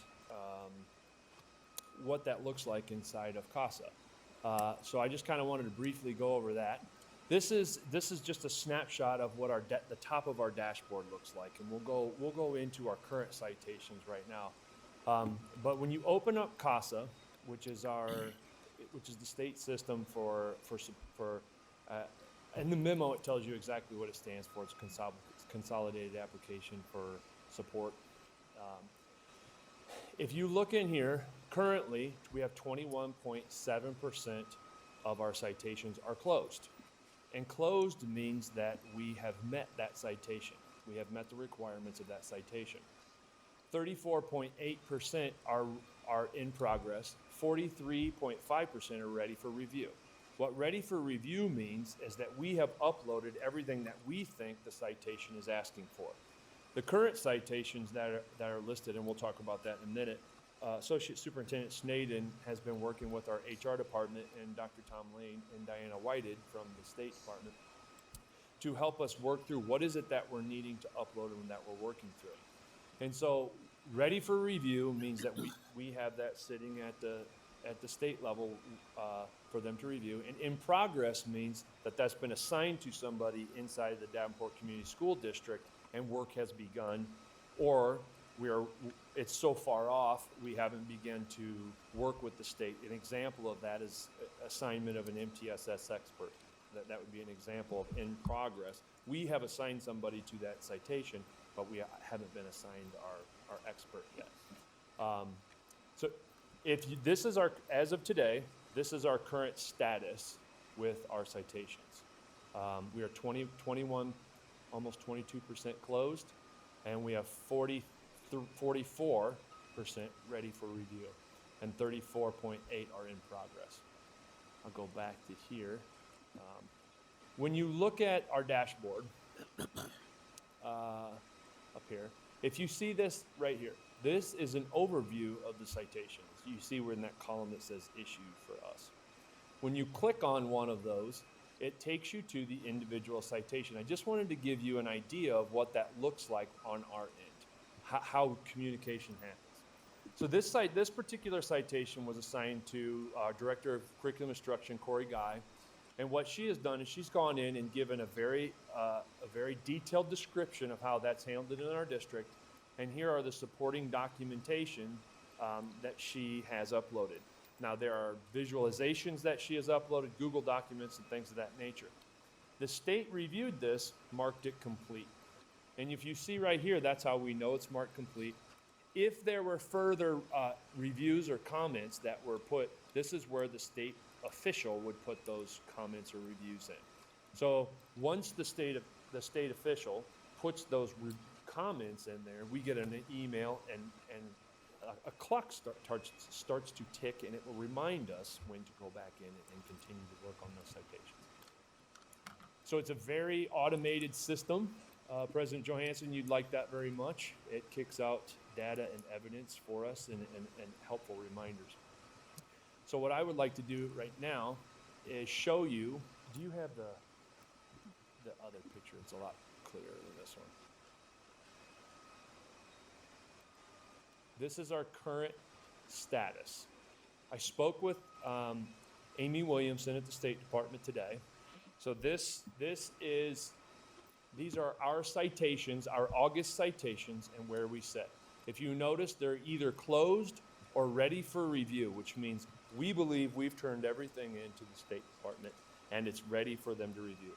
In my conversation with her today, they will be reviewing these and we will have feedback by Friday, which I believe that gives us plenty of time to answer, upload, fix in a timely manner. As Dr. Kobilski elaborated earlier, they are going to give us the feedback in time to where we can answer before the end of August deadline. And I feel very confident in that. And if you roll down these citations, you see the top 5 are closed. The next 3, the 3 state board directed ones, I'll just kind of go over those. Well, one of them is that Dr. Kobilski will be sitting in that chair in Leiston, so we know we can mark this one right here off.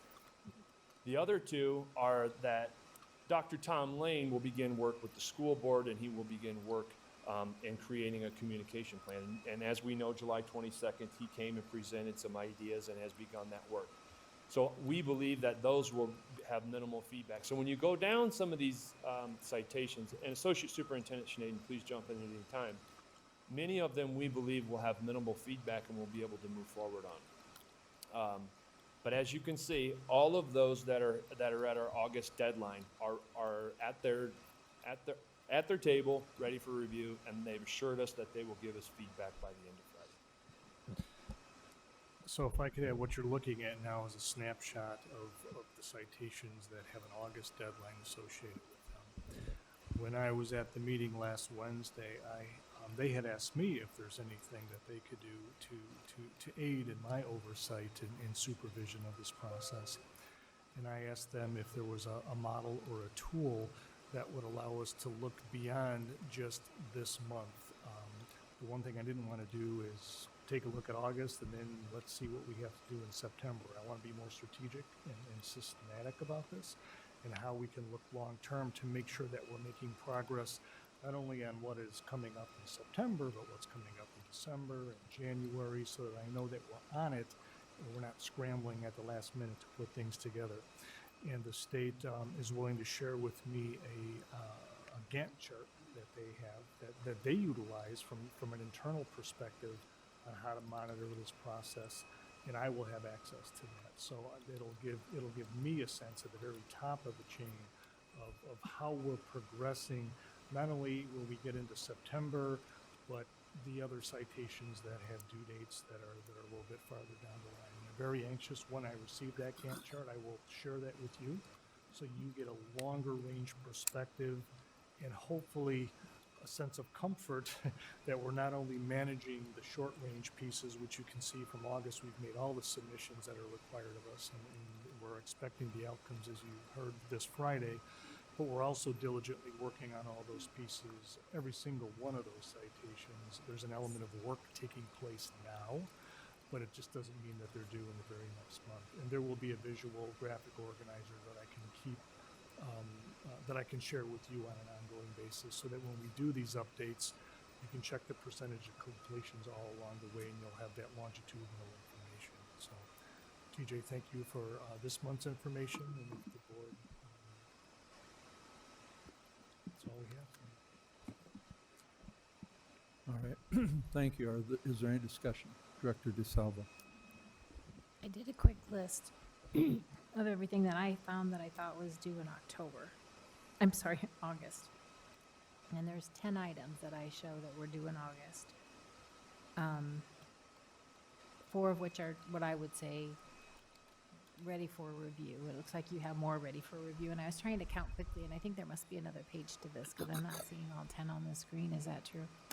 Because I had the teacher evaluations, administrator evaluations, individual career and development plans, accessible instructional materials, equity coordinator, which we talked about tonight, Title I, parent information, homeschool assistance program endorsement, grievance procedures we've done, bullying we've done, and then Dr. Kowalski we've done.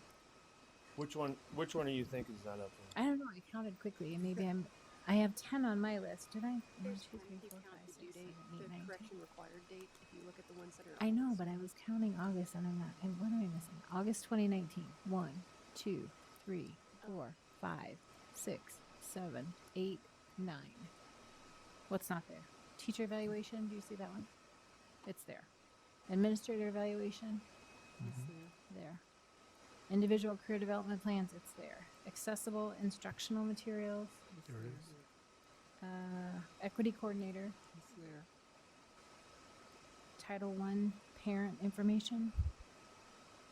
Homeschool assistance program endorsement, substitute license stuff. Got it. Grievance procedures. Bullying and harassment policy. And Dr. Kowalski. Yeah, right there. Just counting. Okay. Now, what might be happening is sometime in here, you can see these are 0 of 2. So sometimes inside of one of these, you can count 2. If you Okay, notice, so that's why. that So very the well two could distinct be ones left it. what Got you're looking at. it. Okay. I was just, what I did quickly last night when I was reviewing this is I knew Ralph was gonna ask you August, how are we doing? And so I was trying to quickly get a good count to see if we could see that. So it looks like everything is ready for them to review. Mary, do you have the second half of it? Here, I'll show you what the rest of the page looks like. Okay, thank you. Yep, because we anticipated that. Good job, Mary.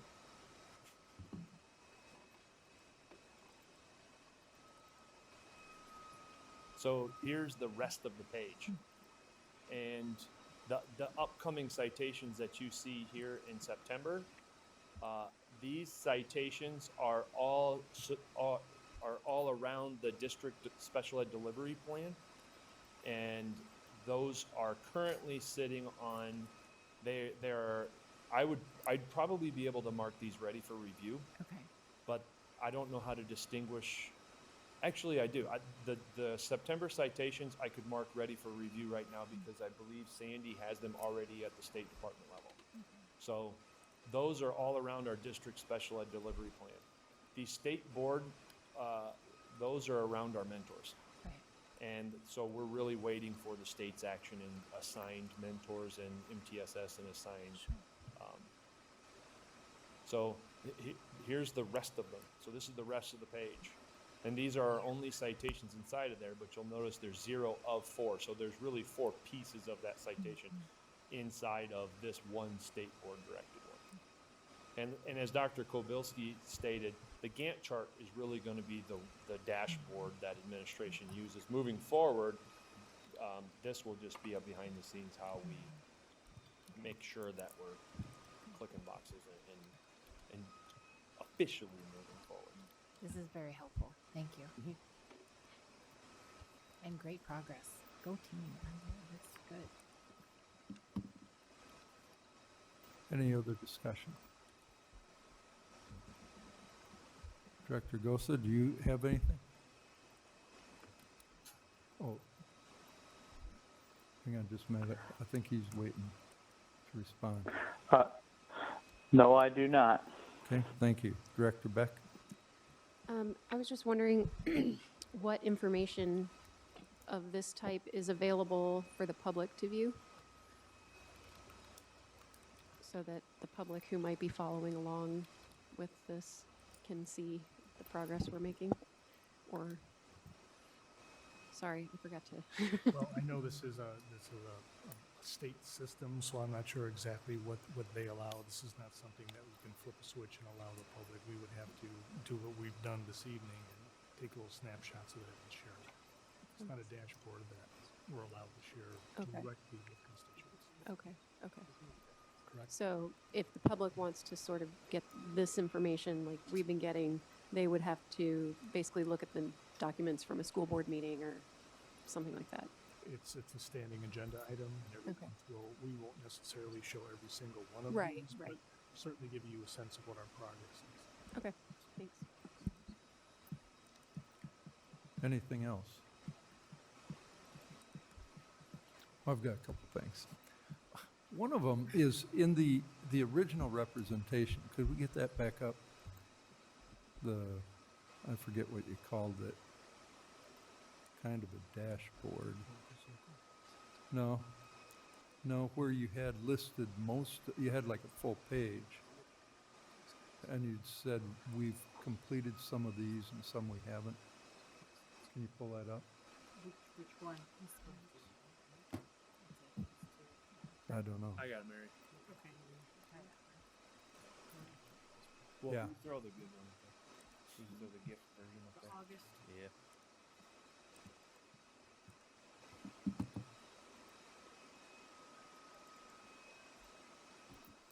So on that, the column labeled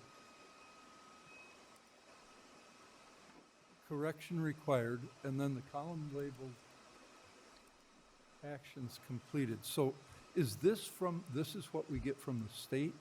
Is that correct? So is there any way, like in the column that represents actions completed, and it's 0 out of a larger number, 2 or 3. And yet, for me, it is a little bit confusing because it's hard for me to understand if it's due August 15th and it's 0 of 3. Is there any way for me to know what those 3 are without going somewhere else? Can I just look at that? Yes. So those are all citations in the Phase 2 document. Right, I So the understand. teacher evaluation, and all the due dates are inside of the Phase 2 document. The first document that you see, one of those 3 is due the 15th. So if you look at teacher evaluations, 0 of 3, the one that was due is that we have to go through every teacher's file to see what's missing. We've done that. The second part is we have to ensure that whatever's missing, we go back and make sure that teachers have an individual career development, make sure each teacher has an evaluation. So that's why it has an extended time. There's different timelines there. So the first part of this citation, we have completed and we have ready for review. We have reviewed every teacher's file. So those are the differences. If you want to see what each one of those individual citations are, each board member, I believe that's back in board docs, has a copy of the Phase 2 document. And so if you look up the Phase 2 teacher evaluation, it will break them out 1, 2, 3 with their due dates on it. And I understand that. What I'm saying is why in this, and again, trying to look at it as a document that's going to tell us what's going on, I'm unaccustomed, I guess, to getting information that wouldn't describe all 3 of them and describe the due dates here and say, here's where we are. when I say, or when I see 0 of 3 and we completed one on 8/31, and we're 0 of 3, and I don't know when the other two are due. That's all I'm saying. How do we, They're listed in the Phase 2 document. Yep, They're- Julie has a copy of it. I understand that. They're listed in the Phase 2 document. But they aren't listed here as how much did we get completed? So the very first August deadlines, which are listed in the Phase 2 document, those are the ones we are attacking first. Now, we've prioritized those. This state system allows us to prioritize them by due date. So we listed the very first very first citations that were due. So in that Phase 2 document, the August deadlines that are due, those are the ones that you are seeing reported there. Is there a reason why we can't report all of them?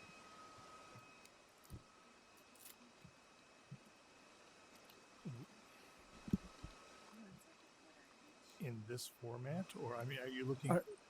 You know what I think about Gantt charts. And a Gantt chart, of course, would indicate all this. All I'm saying is why, is there a reason we can't get all of the information?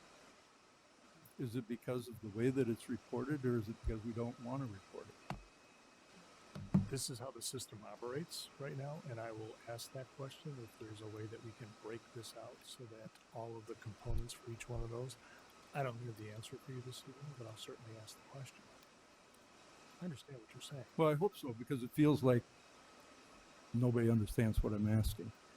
And I apologize for that, but I do think that a more complete report would be at least easier for my simple mind to understand. Director Beck. I think that might be a little bit of what I was getting to. That spreadsheet that you guys made us in the past, I mean, is that this one? Is that still being updated? And so I guess, is there a way for us, you know, will we see that again in these updates? Sorry. And is there a way that we could share that with the public then, so that they can, maybe not on a continuous basis, but if there's a, you know, once a month, The spreadsheet say. has links in it that are sensitive. So Yeah. we have to come up with a different way, a different format. Okay, of doing okay. it. In this format right here, Mm-hmm. with your documentation, we can definitely give you as much documentation as you want. This simple format of what's coming next, what citations are there, and then what are we going to be moving into next, we thought would be something easily understandable by the board until the Gantt chart comes and Dr. Kobilski can firmly get his hands on Okay. what is exactly that we want to present. Because honestly, when we presented that spreadsheet, it's 40 pages long. Right. And that's overwhelming to you guys. So this feels very similar to the Phase 1 reporting that we did, where it took us a month to figure out exactly what it is that you're comfortable. No, I want a different color chart. No, I want this. And you remember, we settled on something that everybody could see and understand. And this is the exact same process we're going through. Okay. And so if you think about it, in the last 3 meetings that we have, this system didn't exist. Yeah. And so we're trying to educate, give you the information that we're receiving. Meanwhile, Bill put together a beautiful spreadsheet that has all the information on it, and so you've seen that. Mhm. And now we're trying to find that sweet spot, because we would spend 4 hours on that spreadsheet. Right. So we're trying to find the sweet spot of the information that you need and you want. So what I hear you saying is this is good, but we want a little bit more detail. And I think that Gantt chart's going to deliver it. Okay. Well, I mean, I like the spreadsheet, and even just, you know, once in a blue moon, emailing it to a board member, to the board, saying, hey, here's the spreadsheet, it's been updated, you know, not a blue moon necessarily, but, and I appreciate that there's sensitive information there, so we can't just share it. But I think, you know, I think the public needs to know what we're doing, and, we want to make sure that when these kinds of things happen, you know, people understand why they're happening. And so having some way of reporting it where somebody can click on the website and say, you know, here's something that the district was cited on, have they fixed it, or are they working on it? You know, that. And I've heard Dr. Kobilski in 8 days now, 7 days. I've heard him talk about some wonderful ideas of how to update the public, keep the website up to date, when to do that. You know, I've heard him say he's talking about some things he wants to do on Fridays, maybe other Fridays. So I believe that he's got some ideas for how to communicate with our public. He sent out a couple of emails so far that have been very well received, and so I believe that that will come to. And I think that this is. I hear what you're saying, President Johansson. This just isn't enough. I need to see more. So I believe that we'll find a sweet spot that isn't overwhelming. And we needed to do something right away. We needed to organize ourselves. And in fairness to the state, they're doing the same thing. And this was an excellent answer, very clear to me. So I can click on that. It's very clear to our administration. It has bells and dingers and timers and things of that nature that allow us to know when we need to move on. But also, I believe the Gantt chart is going to be very helpful. Okay. Thank you. Any other discussion? Okay, very good. Thank you. We'll move on to our last discussion item, which is changing placement of discussion item in regular meetings. And Director Beck, I'm going to ask you to lead this discussion. You're the one that asked for this to be considered. And so why don't you go ahead and present your position, and then I'll probably go ahead and handle the discussion after that. Okay, so I heard from a couple of parents, and I thought, hey, this isn't actually a terrible idea.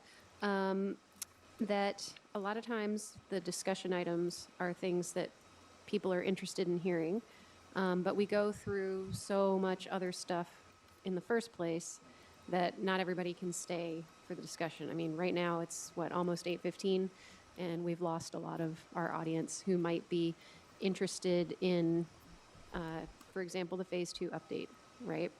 And so I was wondering if we could occasionally shift the discussion items to before we vote, or, after open forum or something like that.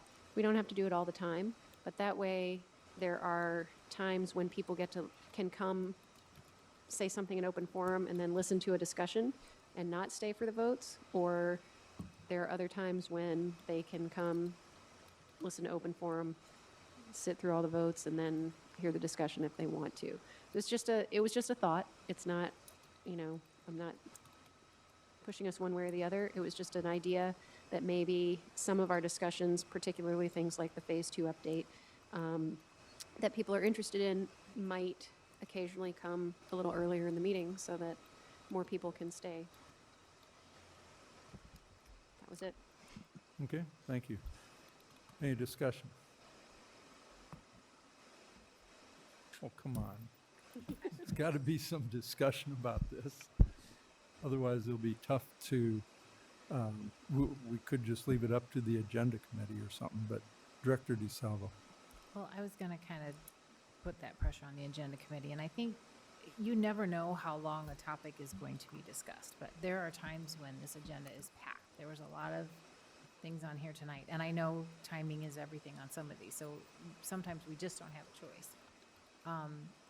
I don't know that we could change it here sometimes and change it back sometimes, because I think that would be confusing to people that want to attend meetings, because they would have to decide, oh, I want to get there, or no, I can't. And so I'm not sure that we could waffle back and forth. I don't have a preference either way, but I would beg of mercy of the agenda committee to try to not pack our agendas so that we don't go for 3-4 hour meetings, because that's tough. After most of us work a good 8-10 hour day, and then we come here for 4 hours of meeting. It's tough. So, and those new people that are going to be joining us perhaps in the future, one for sure, because I am not going to be rerunning. There will be new people interested in joining the board, and this is something that I think would be of value to them. So. Thank you. Any other discussion? Director Potts. I guess I was always under the impression that the majority of the people that came to the meeting were here to see how we were going to vote on something that we were going to vote on. Not how long we were going to talk about something that we might vote on sometime in the future. Anybody else? Director Hayes. It really doesn't make me any difference, but I do agree with Director Potts, because once the votes are clear, it usually remains clear.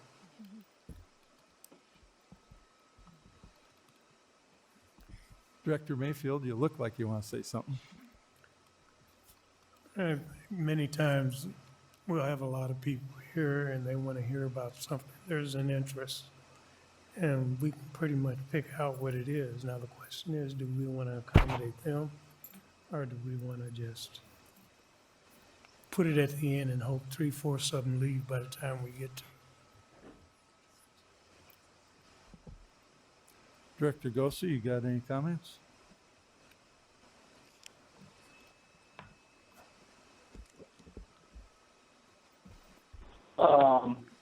I guess I don't have a preference either way, but I mean, if they want to be involved and come into the meetings, you think they would want to stay for the whole meeting, especially, I mean, if you're on Facebook or anything like that, I mean, all you ever see is people commenting about the stuff we do, but you never see anybody there to actually know what's going on. And I agree with Director Potts and Director Hayes. I do think a lot of people come to see how we vote on things. Some people might come for the discussion topics. I would think if they were really that interested in it, they would stay the whole time. I understand people are busy and have stuff to do. So are all 7 of us as well. We have kids, grandkids, or whatever. We got stuff that we could be doing too. So it doesn't really matter to me either way, I guess. Anything else? Director Beck. I just want to say it was something that was brought to me. I thought I'd bring it up. And if we don't change, that's fine too. Well, every few years, we do relook at it. And there are always good reasons for maybe considering something. And we have struggled with our structure over the years because, for instance, we have presentations. And then if you're going to have students, there was a time where we had that later on also. And then you got parents and kids hanging around, so we tried to get that done right away. I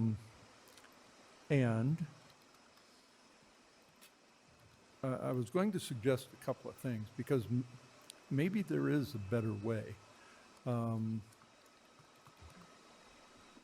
I think that a lot of our votes are required.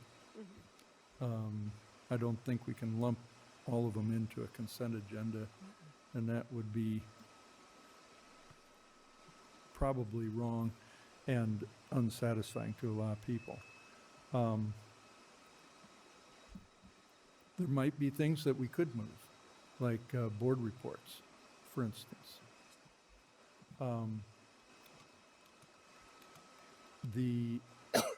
The issue of discussion items and action items, I think, is important. But what I was going to suggest is a couple of things.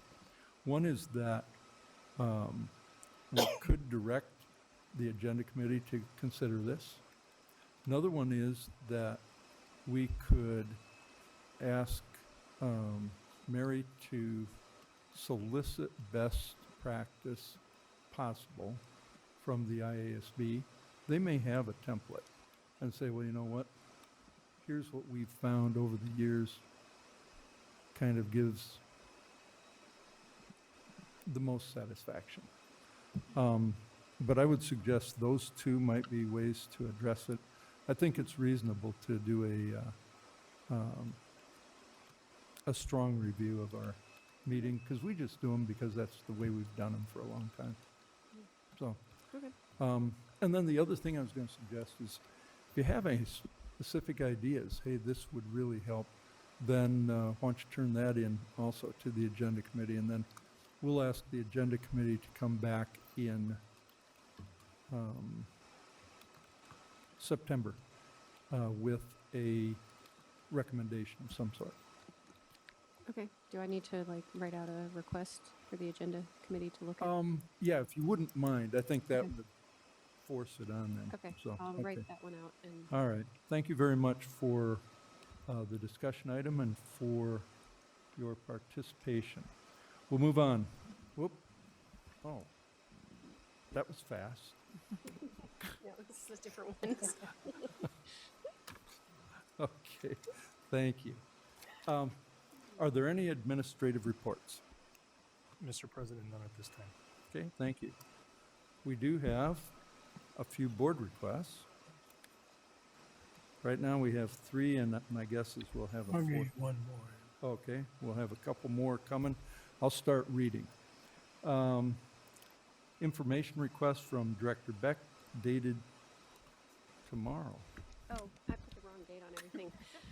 I'm sorry. My son is having surgery tomorrow, and I drove 14 hours yesterday, and so I have no idea what day it is right now. It's quite okay. August 12th. They should all say August If you 12th. don't mind, I'll just go ahead and correct it. It's on all of them. Right, okay, that's okay. We'll correct that. The request, I'd like to know if we have put copies of the Phase 2 accreditation report in every, and in front of every administrator. In every building. And building. Mhm. I'd also like to know if we've encouraged every teacher and administrator to read the whole report. Why are you requesting this information or agenda item? It's important that we all know what the state has cited us for and what measures we are taking to address these issues. I also know that everyone may have a different interpretation of instructions. If everyone reads the words, there will be less chance for miscommunication. Is there a second? Second.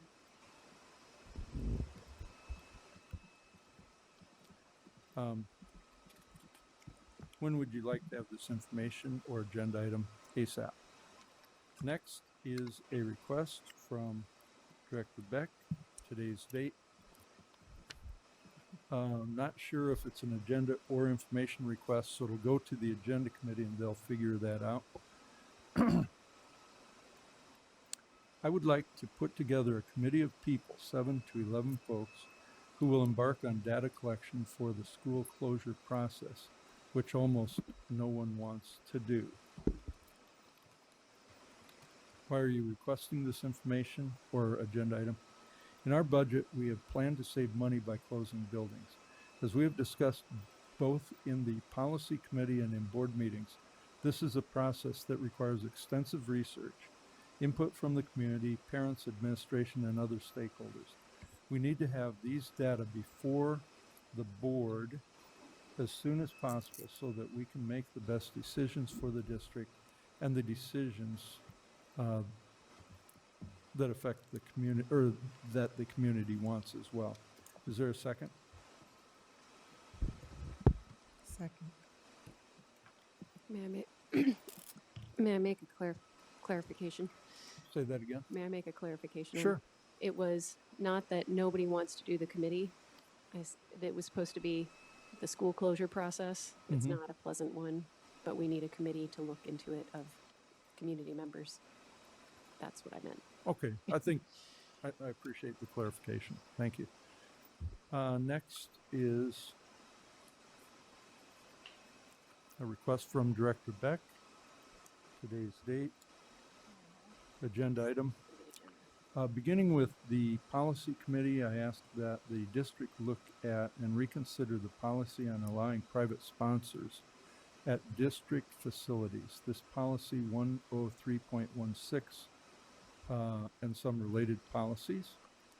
Why are you requesting this? We're at a time of financial stress on our general fund.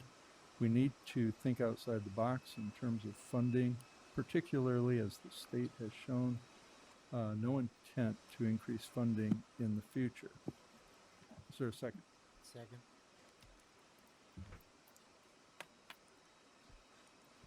When would you like this information or agenda item ASAP?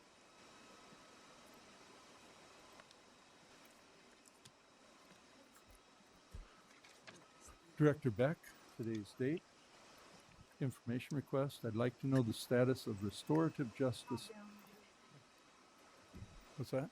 No, just Making fun of me. Oh. She didn't take her meds today. All right.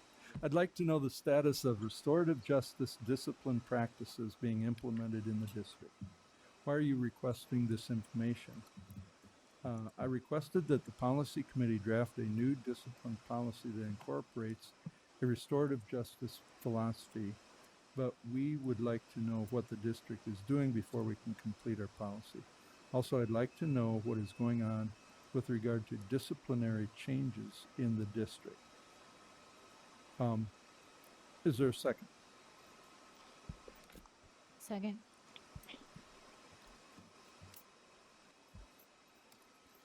So I want to explain one thing here because it hasn't happened in quite some time. Sometimes the agenda committee might have a little bit of confusion on exactly what a board member is looking for, and they may call the board member in to discuss something like that.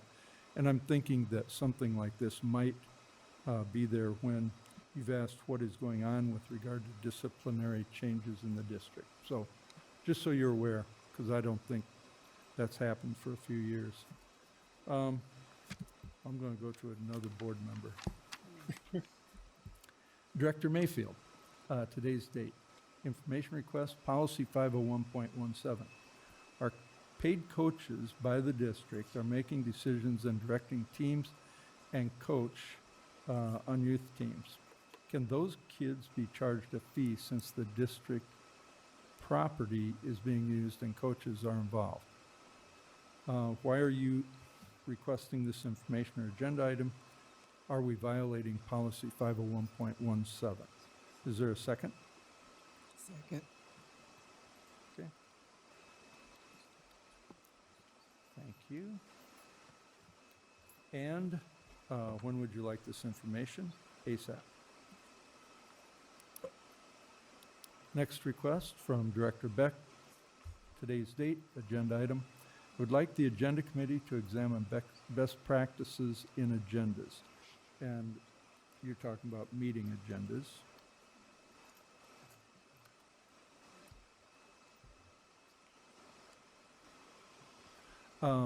And why are you requesting this information or agenda item? In parentheses, it says, be as specific as possible. And the answer is as per our discussion. I can't So- write it more, Ralph. That's okay. I think we know what you mean. Is there a second? I'll second it. And when would you like this information?